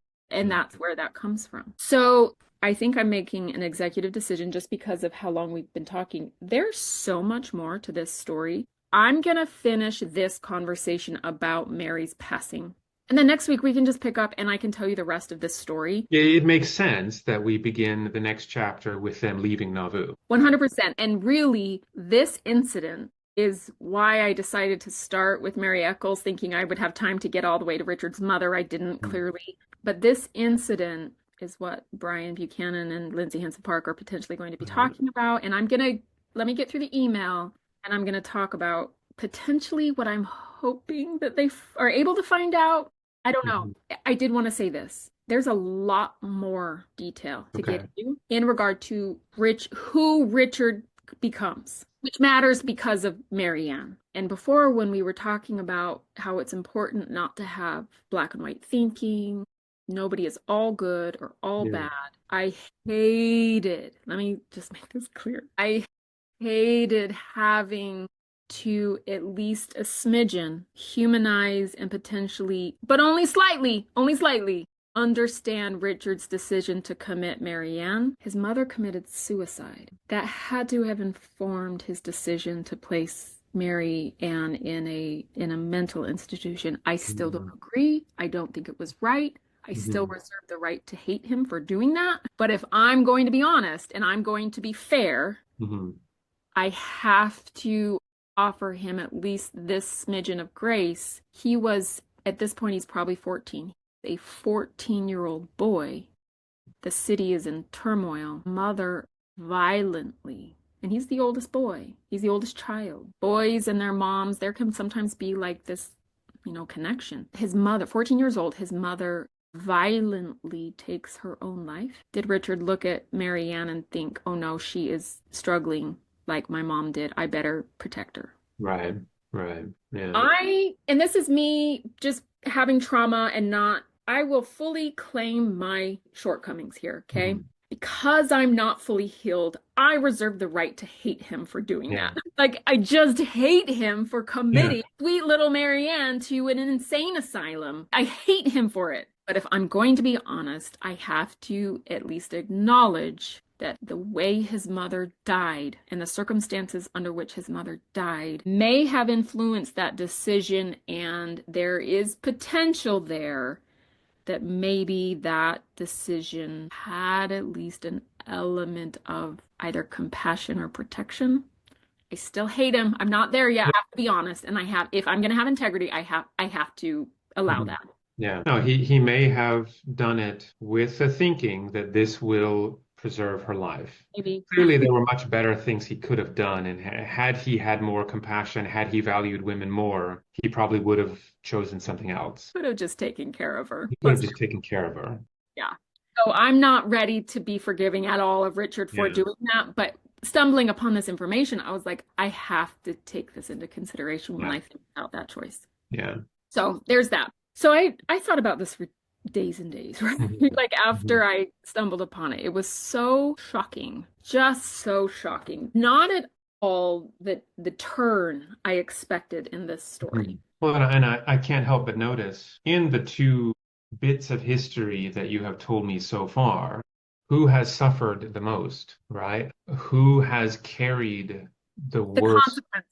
Yeah, Yeah, who has carried the consequences? the women, those that were the most powerless Yeah. were those that carried the brunt of the negative Mhm. consequences of the decisions that the men were making. And I'm going to say it in the name of believing that they would someday become gods. They had a right to that path. And in a lot of ways, and there are future stories where a major thing that I will be focusing on is how disposable women. Well, and it's easy to assume, and of course, we don't know what influences may have occurred otherwise. But would Edward ever have had the thought to propose a second wife to his first wife if they hadn't gone to Nauvoo? Absolutely not. That was not anything that, the social circle that he would have had in England. And again, he's not aristocracy, but he does Mhm. know some of these people. He does not own a big company and he's not wealthy and Mhm. he's not going to be prime minister or anybody important someday, but he knows the man that Yeah, ends up becoming the prime yeah. minister. He would have definitely just been considered middle class, but in that circle of society that he ran in, there's no way in hell he would have ever proposed a second wife. It was polygamy. It was men in Yeah. that time period may have had an affair. Then It's sure. just Yeah, that type of thing. It's not yeah, like they were super innocent. And that was something that even the Mormons hated when, toward the end of when polygamy was allowed in Utah, like openly, in like toward the 1880s, they were being so criticized by those in Washington, and they would turn back and say, well, at least we marry our mistresses. yeah, And right. you guys, you have several women, but you Yeah, don't marry them. Well, at least we yeah. marry them. And so, I mean, they have a valid point, right? Sure. Like, Yeah, sure. it's still not Yeah. right, but I get it. Yeah. Well, But no, he never would have told Mary, hey, I'm going to take right. a second wife if they lived in England. Well, and I can't help but make the comparison between, because of course we were told plenty of stories when we were growing up about why Europeans left their nations and came to Utah. And of course, what we were told was the whole like religious persecution thing, that British classist society was so terrible to people that coming to America, no matter how hard it was here, it was still better than there. Mm. And I can't help but notice that in this particular case, that certainly wasn't true. Last time, it was hard to say whether or not the Eccles family would have been better off in England because it was rough. But the Robinson family, I'm certain it would have been better if they had never come. Yeah, and there's nothing wrong with telling the true story there of the people who had it hard and coming to Utah really was an improvement. But only telling those stories has a purpose, right? And never telling any of these kinds of stories, right? I mean, we grew up hearing the stories of how the Mormons were always such good-hearted and long-suffering people, and they were so abused, by their neighbors who all they were trying to do was be good neighbors and practice their religion, and yet they were so vilified and so demonized by everyone around them. And historians have long since shown that that wasn't true. And just the fact that, I mean, we still haven't established that what happened to Edward and Mary was the fault of any Mormon detractors of the time. We've simply talked about the fact that they left an otherwise decent life in England and they came and they just suffered.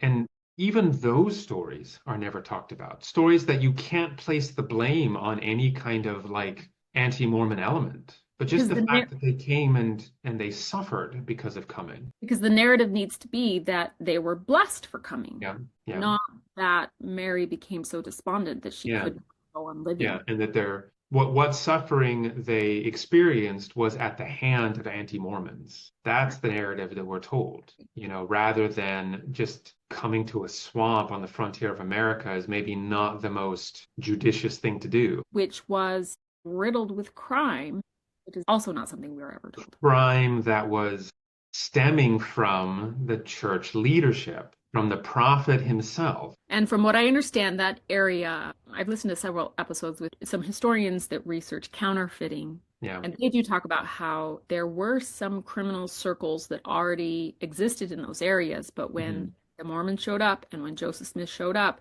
he very willingly inserted himself into some of those circles and he Yeah. may have created them, but he sure used them to his Yeah. benefit. All right. Okay. So tell me about the email to these Yes. researchers. Okay, so this is what I sent to Brian. I reached out, told him, fan of the podcast. I wanted to order some books from him, talked about that first. And then I said, also, I'm in the weeds on researching one of my ancestors, and I'm hoping you might be able to point me in the right direction. Last night, I was reading through Memories on Family Search regarding my ancestor, Mary Smith Robinson. She died in Nauvoo, Illinois on September 1st, 1845, and one of the histories a distant family member had written about her included the following passage. And I just screenshotted and cut and paste that part that I already shared with you about that Mary Smith Robinson took her own life and about John Taylor in the newspaper, and then I included the clipping. And then I said this, of course, this left me with 1,000 questions. It doesn't surprise me that she may have been suffering from a mental break. Although not born wealthy, she was well educated and worked as a governess for the children of one of the wealthiest families in England. She was a refined Victorian woman, not one who had ever experienced the filth and violence of Dickensian England. Although working class, her husband had done well financially, working for the railroad, and when they moved to Nauvoo, although it depleted their savings, they were able to immediately build themselves a fine two-story brick house, thinking they would stay there forever. They had joined the church in Manchester and were close friends with both Brigham Young and John Taylor from their time serving missions there. Due to those relationships, I suspect they were part of the in crowd pretty quickly upon arriving in Nauvoo. But Joseph Smith was murdered just a year later, and 2 months after that, she gave birth to her, well, I say 10th child. I think the record said 9th, so I might have gotten that wrong. Then, according to her death date, she took her own life exactly 1 year to the day after her final child was born. And I kind of theorize with him. I say postpartum depression doesn't usually last an entire year, but it isn't unheard of, so that could have been a factor. And as you know, the atmosphere in Nauvoo between Joseph and Hiram's death and the fall, meaning the autumn of 1845, had deteriorated drastically. There was likely much talk about having to flee Nauvoo and abandon her beautiful home, so having a mental break makes sense to me. But the part that makes zero sense is the manner in which it is reported that she didn't. Slitting her throat? Question mark. And then I say, Google will likely be calling 911 on me soon because I have looked up suicide. Because I have looked up suicide from every angle I can think of in order to try to understand. The most common means of suicide amongst Victorian women was drowning, poisoning, or jumping. She lived right on the Mississippi River. She could have waded out into the river and allowed herself to be swept away by the undercurrent and been gone in seconds. Painless, bloodless. I just don't see a woman like this slitting her own throat. And then I said, and of course, blood atonement came to mind. Which And you and I didn't even discuss. yeah, we didn't end up even discussing Yeah. that. And let me finish my email and then we can talk about, well, should we talk about it first, what it is? Quick definition for blood atonement. It was a punishment given by the kind of henchmen of the Mormon leadership for anyone who betrayed the church or who proposed leaving the church, or am I right? You are, but let me add some details. The theology, because it was based Mhm. in theology of Mormonism. The Mhm. theology behind it was that, yes, Jesus' atonement saves us from our sins, but there Mhm. are some sins that Jesus' Can't. atonement cannot cover. And the only way for you to receive that atonement is to do it for yourself. You have to spill your own blood on the ground, or your blood has to be spilt on the ground, even if it's not at your hand, in Mhm. order for you to be atoned for and receive salvation. This was doctrine within Mormonism. It's not something we were ever taught when we Yeah. were kids, Yeah. but it was part of Mormon doctrine. It was even part of the temple ceremony back in that day that people would mimic that blood atonement. It is It is shown in, if people have seen the Under the Banner of Heaven television series, I think on Yeah, Hulu. it changed around 1990. Exactly. It was taken Yeah. out of the temple ceremony around 1990. I never experienced that because I didn't go through the temple until the 2000s. It was religiously sanctioned murder. It just was. And it Mhm. was very much part of Mormonism. Mormon leaders killed people in their communities in the name of blood atonement. It Yeah. was considered an act of compassion because what they had done in this life was so severe that Jesus's atonement would not cover it. And they Right. Yeah. thinking, if I commit blood atonement on this person, Mhm. they will then be able to live with God someday. Right. But the real horror of it is that crimes like murder and rape did not deserve blood atonement. It was only if it contradicted or went against what the church leadership It wanted. was, right. It There were was, double standards all Mhm. over them. Well, and I think we certainly do see a remnant of that in the theology we grew up with, which is the like, who deserves outer darkness? Even Hitler goes to, the terrestrial kingdom. Because he didn't have the greater light. But only people who have known the gospel and betrayed it are the people who, go to outer darkness. And let me So, make it clear yeah, to anybody listening that may not understand this. I have made not the highest covenants because I never received a second anointing, but that's another yeah. conversation amongst the regular membership of the church. I made the highest level of covenants as a believing Mormon. And because I have left the church after having made those covenants, according to Mormon theology, Hitler, because he was never taught these things in this life, deserves a higher level Yeah. of heaven. He's considered less sinful Yes, than you. I am. So I want people, let that sink in Yeah. what you and I are coming out of. According to Mormon theology, because I have left Mormonism, after having made those promises, made those Mhm. covenants, which to me, when I was making them, was just like I promise God that I'll be loyal, that I'll serve Mhm. other people, that I'll love God, that I'll build the kingdom of God, which in my brain was like this wonderful thing that was happening in Mhm. the world, that we Mhm. were going to help people. Like that Mhm. is what was in my brain. But underneath that, like kind of the sugar coated, like what I was taught, what I was absorbing, there is the theology that if you go against your promises of devoting your life to build up the kingdom of God, which AKA is the Mormon church, if you go against that, if you stop believing, if you don't support the leaders anymore, if you remove yourself, if you are no longer devout, that is a sin that is worse than all the atrocities that Hitler Yeah. committed. Worse than the worst thing you can imagine another human doing. Yeah, any living creature. Now, that being said, women don't hold the priesthood, and there is some think that only those who do what I did and hold the priesthood end up in outer darkness. I don't know. Those are some of that is just like what people think and what their opinions or whatever. But that is the theology. And I heard an interview at one point with Lindsay Hansen Park where she was talking about, so in section 132 of the Doctrine and Covenants, which is a book of Mormons. Sorry, let me say that a different way. It is Mormon scripture. It is Mhm. not the Book of Mormon, but it is a compilation of modern Mormon scripture. Modern meaning 150 years ago. Joseph Smith's time period. Yeah. Yes. It's basically chapter 132, but they call them sections. And section Mhm. 132 is the revelation about polygamy, plural Mhm. marriage. And I now believe that Joseph Smith was not speaking on God's behalf, that he was creating the theology. This is what God is telling all of you. I do feel strongly that it was very self-serving and said what needed to be said to get what he wanted. Get And what he he wanted. wanted Yeah. Emma, his wife of his youth, this Mhm. wonderful, beautiful woman that he had married, and she got sucked Yeah. into this world. He wanted Emma to stop objecting to him taking other wives. She was such a nag, for crying out loud. Yeah, not so he could take other wives after he had already taken a ton of wives. He wanted her to stop nagging about it. He was tired of having to be so secretive. He wanted to be able to do it out in the open, but he Yeah. needed Emma to accept it and Mhm. just relax. So this whole revelation is basically to convince Emma to chill out.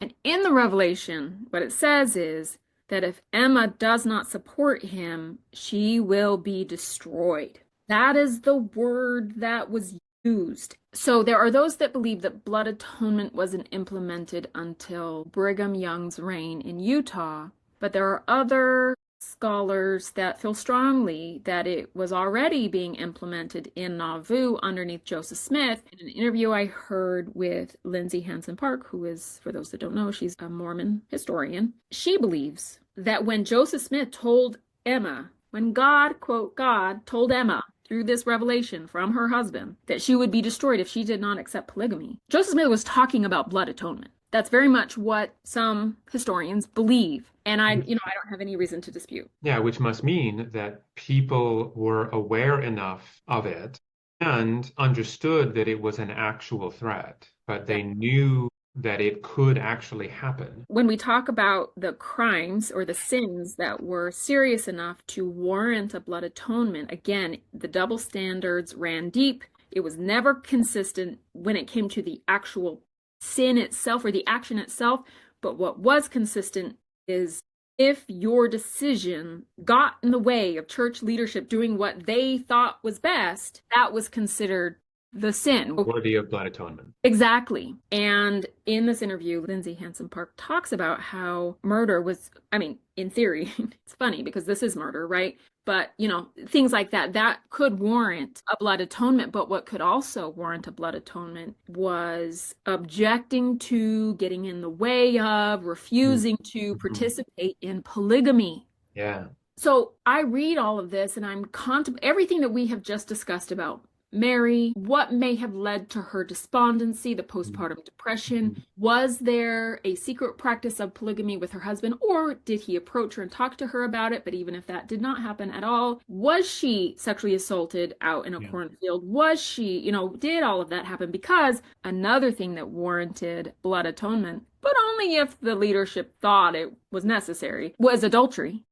So we have a couple of layers here. So when I looked at that and I'm like, she had a razor in her hand and her throat was slit. And she's this gentle British woman who wore lovely clothes as she taught the children of the wealthiest man in England. And he lives in this fine brick home in Nauvoo, probably one of the wealthiest families in that area. If she is despondent, if she feels like she can't continue, that woman is wading out into the Mississippi River. You can't tell me that she would violently slit her own throat. Yeah. It just did not make any sense to me. But then I was like, Well, are we talking about somebody murdering her? Are we talking about blood yeah. atonement here? Like Yeah. somebody coming and blood atoning her because she refused to practice polygamy? Yeah. Or if it's not that, did somebody think that the rape that she experienced was infidelity?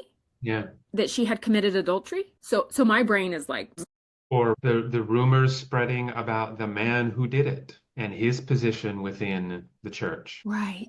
I didn't even think about it. This is a super grisly, and I don't know if we could even know this. I wonder how frequently, when a human commits suicide with a bladed implement, how frequently is the body found with the blade still in their hand? That seems unlikely. Feels like when she lost consciousness, her hands would have opened, Just relax. turned on the ground next to Mhm. her, Yeah. in her hand. Yeah. It said razor. It said razor. Yeah. We don't know beyond that. They're not light. At It's not that like time it's period, a it, super yeah, light, thin modern razor blade. I mean, it's a chunk of steel. That's yes. gonna fall out of your hand if your body goes limp. And I even in it, so our brother-in-law is a medical examiner. I reached out and asked, I was like, this is a really bizarre Yeah. question from what you know about death and injury and all of that. Like, Mhm. how, I mean, is that a difficult task? And Yeah. and he said, no, actually, it's not at all. Like it does not take a, because I was thinking, is she strong enough? Like Yeah. I My didn't, impression is it takes some strength. but he said Okay. that it doesn't take a lot of strength. So I looked into it from that direction, trying to figure out. Did you ask him how frequently people do this? Part of the conversation with him and our sister, because I described why I was asking, and I Yeah. even sent them that little clipping. The response I got from them and our brother-in-law was, "That's a very violent way for a Yeah, woman." absolutely. It's Yeah. not consistent with what he understands. He has done autopsies on probably thousands of bodies Thousands of humans. at this point. Oof. He said, for one, it doesn't take a lot of strength, but that's not for It's just the women to do. willpower required to do that Right. is unimaginable to me. That's where I'm at. So I've had two thoughts in regard to this. If Mary did it, did she understand that blood atonement was necessary if somebody denied polygamy? Yeah. And that, gosh, it just is crushing. Like, did she go through with such a violent form of self-inflicted harm Hmm. so Yeah. she could be with God Like, because did she she was believe this is the only denying way? polygamy? Yeah. She would not say After, yes to her husband practicing polygamy. This is the only way that yeah. I could still be with God again someday. Yeah. And that made me hate Mormonism. Yeah.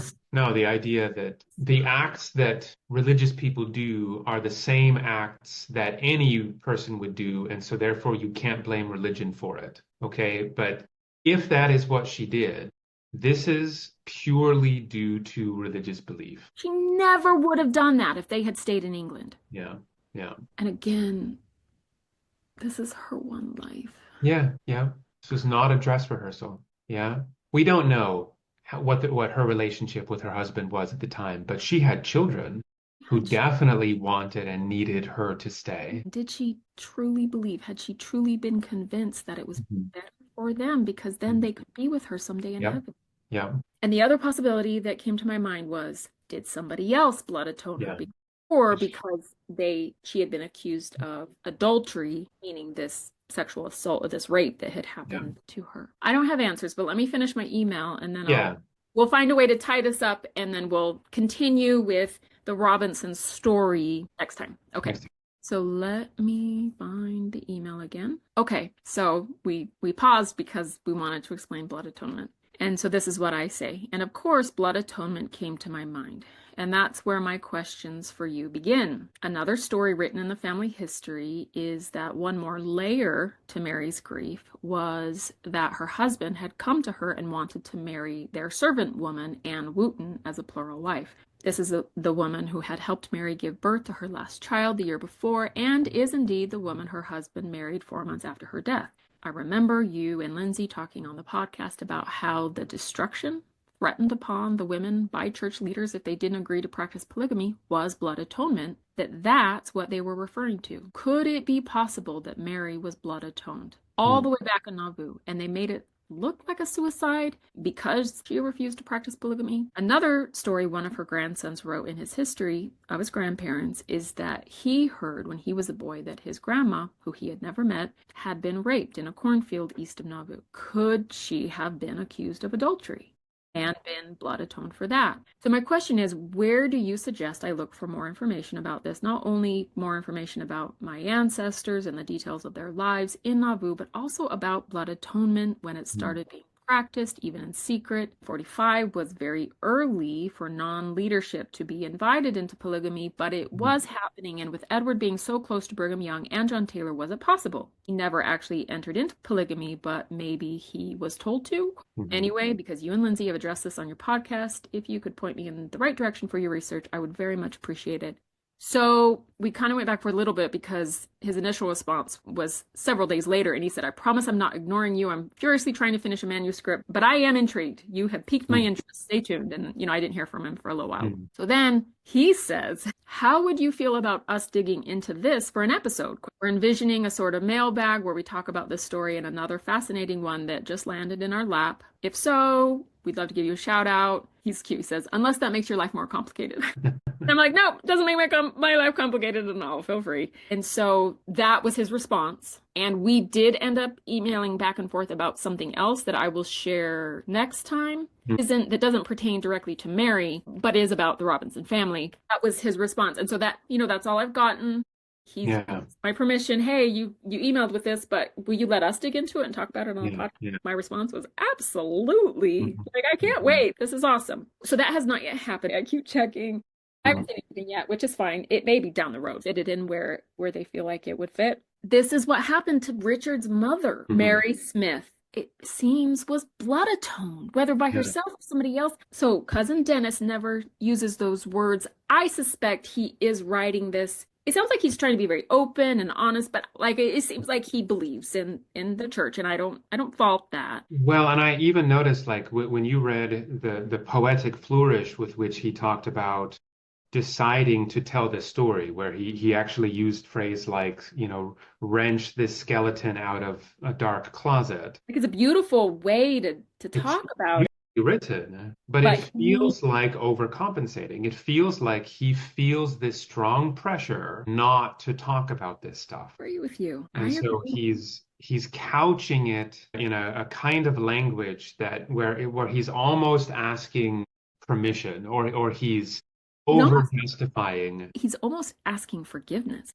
And Yeah, you're right. Like sharing, like I understand everyone is going to be unhappy that I'm telling this story, but I'm gonna tell it, and please don't hate me too much. That's how it feels. I agree with you. I agree with you. And kudos to him Well, yeah, for showing that level of honesty, right? Of being because willing to tell the truth. this incident is in the Nauvoo neighborhood. We can't Yeah. say that it was buried. It's in those records, right?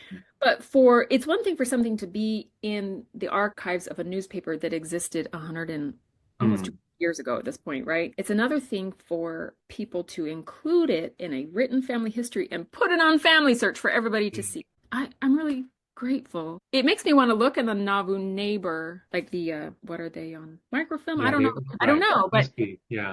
to look through the newspaper to see if any of our other ancestors are Sure. mentioned. Not something that I thought about when thinking about the Robinsons. I am grateful to Cousin Dennis that it sounds like he's trying to be very thorough. Yeah. Hmm.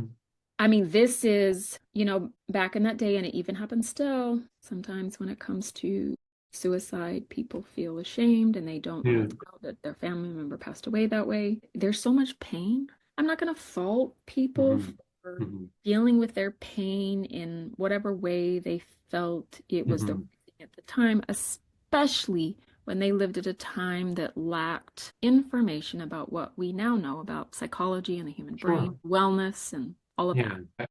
I can't blame people for the complex feelings that they would have dealing with the suicide of a family member. And there are certainly very sinister aspects to all of the layers of cultural stuff that accompanies a person choosing to take their own life. But one of those sinister elements in this case is how Mormonism's insistence that there are no bad aspects of either their church or their religion will essentially be an invisible but very potent influence on descendants' willingness to talk about real family history. I mean, you can have all kinds of, philosophical discussions about whether all truths should be spoken, but I tend to err on the side of if it's true, it should be talked about at least in some capacity. Absolutely. The information should be available if people want it. How much of the real details of that story have been lost simply because somebody didn't want to embarrass the church, right? There already would have been tons of information lost just from the normal shame and embarrassment and just terrible feelings people had from having gone through the experience of a family member killing themselves. But the added loss of information because somebody didn't want to embarrass the church. And so when we talk about our ability to heal from inherited trauma, these are the types of things where if we don't have the information, we don't know where these feelings, emotional Yeah. problems, psychological problems, we don't know where Hmm. it comes from. Yeah. If the truth is Hmm. not passed down, Yeah. and a whitewashed version is passed down, and so it doesn't occur to you that that Hmm. had anything to do with how you feel. Yeah, and it's already hard enough. And this applies not only to the aftermath of this kind of tragedy, but the aftermath of all kinds of things that people experience. If your opportunity cost, if you're spending time and emotional energy trying not to hurt the good name of the church, quote, quote, good name of the church, that's time and energy you're not spending healing. Right, not spending dealing with your own just deeply human, emotional processes. And again, how much lost time occurs here. My experience is that the church keeps you so busy that you don't have time to even consider that you need Yeah. healing. You continue to suffer, you continue to perpetuate dysfunctional ways of behaving within family systems. Yeah. You don't heal, and then you perpetuate all of your Mhm. issues onto your Yeah. children, your friends, and and on and on and on. Right. All so that you can keep the polish on the facade of the church gleaming as brightly as possible. On that smile. And there is a reason why there was so much surprise from my community when I wanted a Yeah. divorce. It was because of my smile Yeah. that people were so surprised because I was expert putting Yeah. on a smile. Yeah. Because if I was unhappy, I was doing it wrong. I Yeah. was not faithful enough. I was not righteous enough to be happy. So I needed to put that smile on. So even if I wasn't happy, at least other people wouldn't know that I was failing. And Yeah. I try to figure it out behind the scenes. But what it did was create a situation where it was very easy for people to believe that there wasn't actually a reason, rather than that my reasons were legitimate and I was finally ready Yeah. to stand. So that's my story for today. Today, well, it's appearing that we might need to come up with a new version of the law that we heard growing up. Estimate how long you think something will take and then double it and add an hour. At least. This is going to end up being like, estimate how much story you can tell in a few hours and then cut it in half and minus, a tenth of the story, and that's how much you will actually tell. Well, and I think this is specific to us. We're diggers. We're Yeah, interested in details. yeah. We Hmm.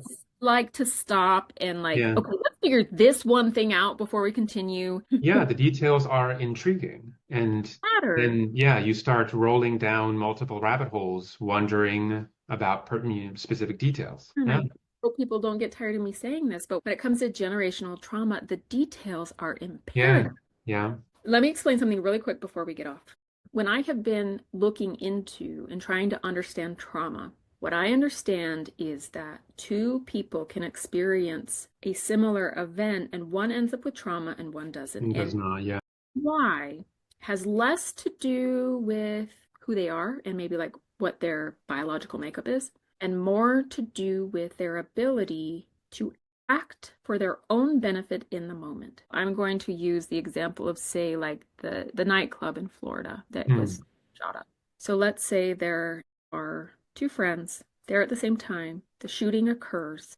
One happened to step into the bathroom when it was happening. So it starts, the person in the bathroom curls up in a ball and hides behind a toilet and in a huddled position stays there and listens to everyone die. Everyone screaming, the gunfire over and over and over Yeah, again, knowing there is literally no way for them to get out and not be yeah, seen, and knowing that at any minute that perpetrator could enter the bathroom and their life will end. Whereas the friend that had been out on the open dance floor, the shooting begins, everybody runs. That person runs for the nearest exit and is down the street yeah. in minutes. It's still traumatic. It's still like horrible, Mm. horrific. They both survive, but one was not helpless and one was. One was able to make decisions and act in a way that benefited themselves, that protected themselves, that saved Yeah, their own life. The other person was helpless. That person ends up with severe PTSD. It takes years and years and years to work through, whereas the person that ran down the street,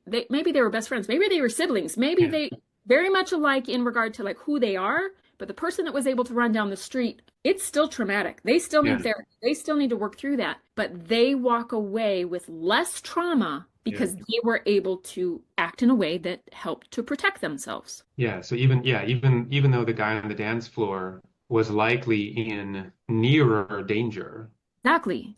and likely saw Will die. real violence Yep. because he was able to act for his own benefit, the Exactly. trauma doesn't sink in as deeply. So when you talk That's about, fascinating. yeah, and so that's what as I've researched trauma, because again, I have been trying to figure myself out for Hmm. years, even before I left Mormonism. It's like almost like this obsessive, do I feel this way, Yeah, right? So when we talk about child abuse, children are stuck. yeah, yeah, And that's why abuse from family members or trusted adults, which is much more common, by the way, yeah, other kinds of child abuse, is much more harmful, Mhm. impactful, lifelong trauma, lifelong emotional scars because they were literally helpless.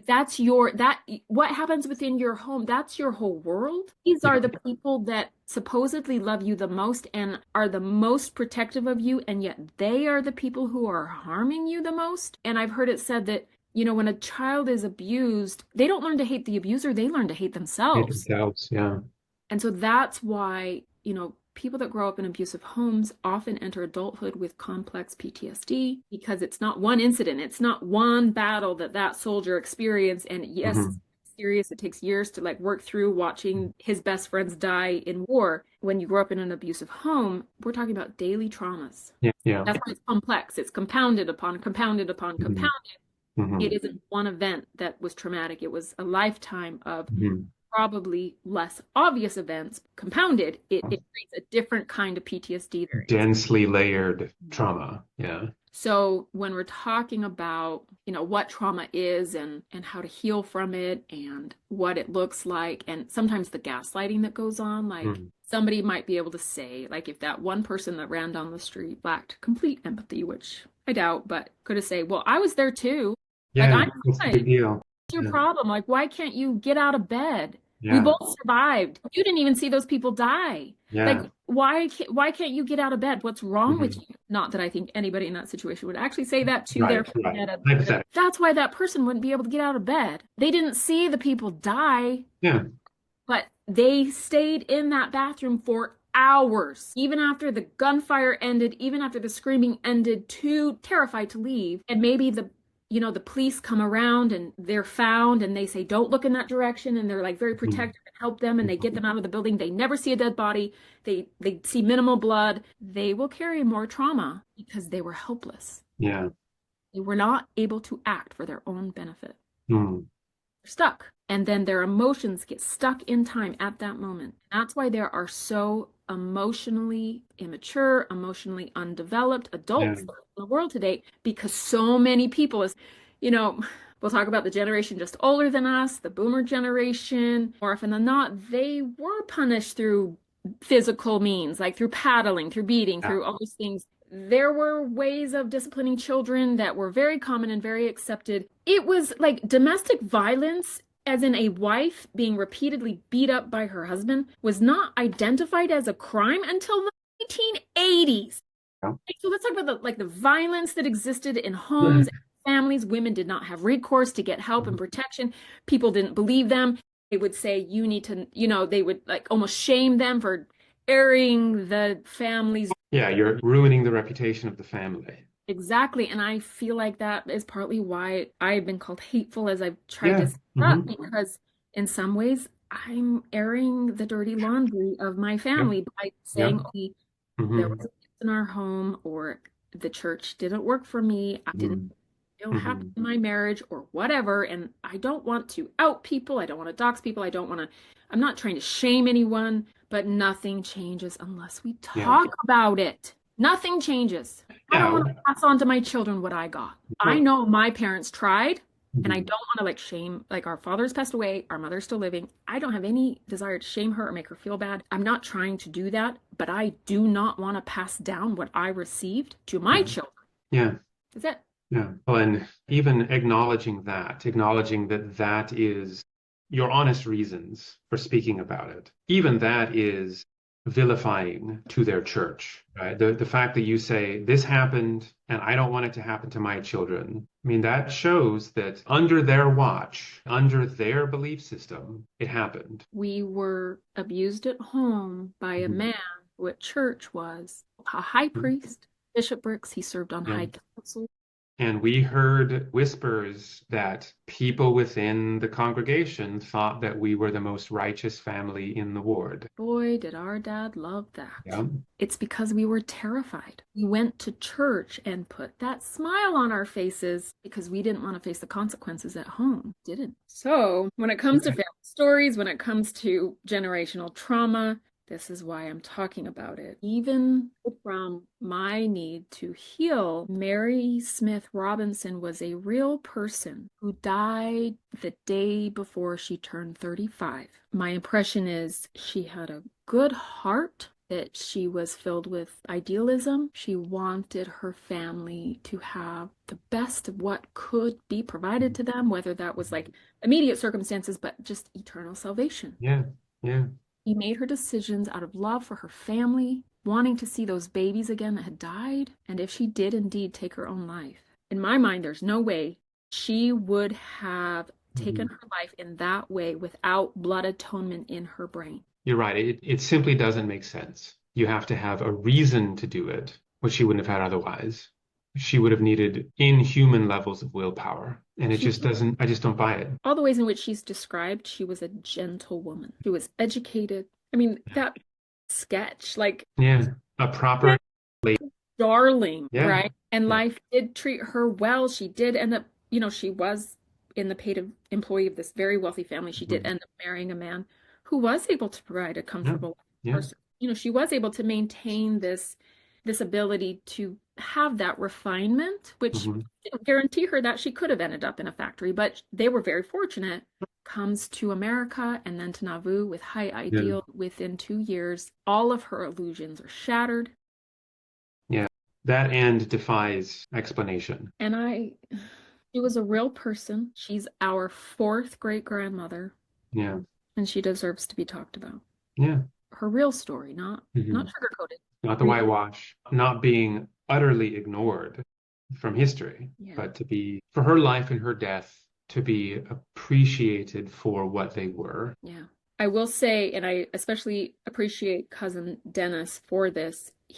We didn't get there, and we'll get there late, like next week, Mhm. but he does talk about how there were a lot of people in the family. What happened was, at a certain point, the family changed the year on her death date, and the story was that she died in childbirth. Wow. They they did not want people to know that she had taken her own life. And because her son had been born almost 1 year exactly, they changed the death year and said that she died in childbirth. And Yeah. that's the story that many members Yeah. of the family passed down. So finding this information, it was very shocking, to whenever that happened to family Yeah. members, to Robinsons. Like we didn't grow up with the name Robinson in our brain. This is our maternal grandmother's mother. So I mean, Mhm. several name changes have happened in our family since then. But that is the story that was told. And then there was also some theory, and we'll get into it later, about if she did take her own life, why on her son's first birthday? Why the day before her birthday? So Yeah. mysterious. We don't know, but I didn't have time to get to any of that. But anyway. But yeah, what a selfish act of robbery that for later family members, because they don't want to acknowledge it or they don't want to be associated with a grandmother or a great grandmother who would do that, that they would rob her of the honest end that she experienced. It's just, It erases her pain. yeah, exactly. Yeah. And Just, that's what changing history does, is it yeah, erases the yeah, pain of the people whose story you're covering up. yeah. Fails to acknowledge, well, failing to acknowledge their death, then fails to acknowledge their life. And that's just, it's a desecration of who they were. And then there is less accountability Yeah, for those in Nauvoo that created the environment that she found herself in that led yeah, to her being despondent. That's her Mormon legacy. yeah. That is what Mhm. Mormonism gave her, was a true belief that it would be better if she was no longer alive, if she took her own life. Or it gave We've, her homicide, right? no, Like, yeah, we've acknowledged that there's speculation on our part and others, but what isn't speculation is the obscuration of yeah. her decision to kill herself, and that has been that's a major part of this story. Is how much of the story some would prefer isn't told. They would prefer it to be buried. It does not reflect well on the church or their family's status as devout members. This type of thing doesn't happen to people like us. Yeah, that's right. We are righteous Mormons. We were righteous members of the church. It perpetuates a false narrative that is harmful to the healing Mhm, of the mhm. immediate people and future generations. So anyway, we need to call it quits. Go And on. next week, there's no promise that it's going to be any less. If this was happy information, I wouldn't so desperately feel the need to share No, it. no, of course not. Well, and this is anybody who reads history has to come to terms with this fact is that very little real history is happy, but you have to acknowledge the darkness of history if you have any hope of not repeating it. So you just gotta bite that bullet and dive in. Yes, and I will say this real quick. I once heard it said that I believe it was Glennon Doyle who, like, believing Mormons that I know would never take anything that she said seriously because she's a lesbian and she Mhm. left Christianity and all those things. Yeah. Her book, Untamed, is so profound and I Mm. love it. But in there, she says, I got to the point where I realized that in order for me to be a good mother, I had to stop prioritizing being a good daughter. And that was her way of saying what I'm trying to communicate, that in order for me to offer my children what I wish I had been offered, in order Mhm. for me to offer my children something better than what I received, I had to stop prioritizing pleasing previous generations. And I have, quite frankly, devastated them by Yeah. leaving Mormonism. They Yeah. are so heartbroken that Mhm. I have ruined my salvation. Yeah. Think that I am misled. It was a very painful sacrifice, but I truly believe that my decisions are offering my children something better. And that's, for me, that's what this is all about. So, anyway, we can be done and we will reconnect next week. Okay. And I appreciate you. I love you. Thanks for Mhm. being a listening ear. Thank you for telling me this story. I loved hearing it with warts and all. Yeah, it is an experience. And I'm glad one more person knows who Mary Smith is. Absolutely. What a forgettable name, even. Mary Smith, But she was real. Now another person knows about her, and I love that people listening also know about her too. right? Yeah, yeah. Well, Anyway, we will reconnect next week, and I hope you have a good week. yeah, love you much. See you next week.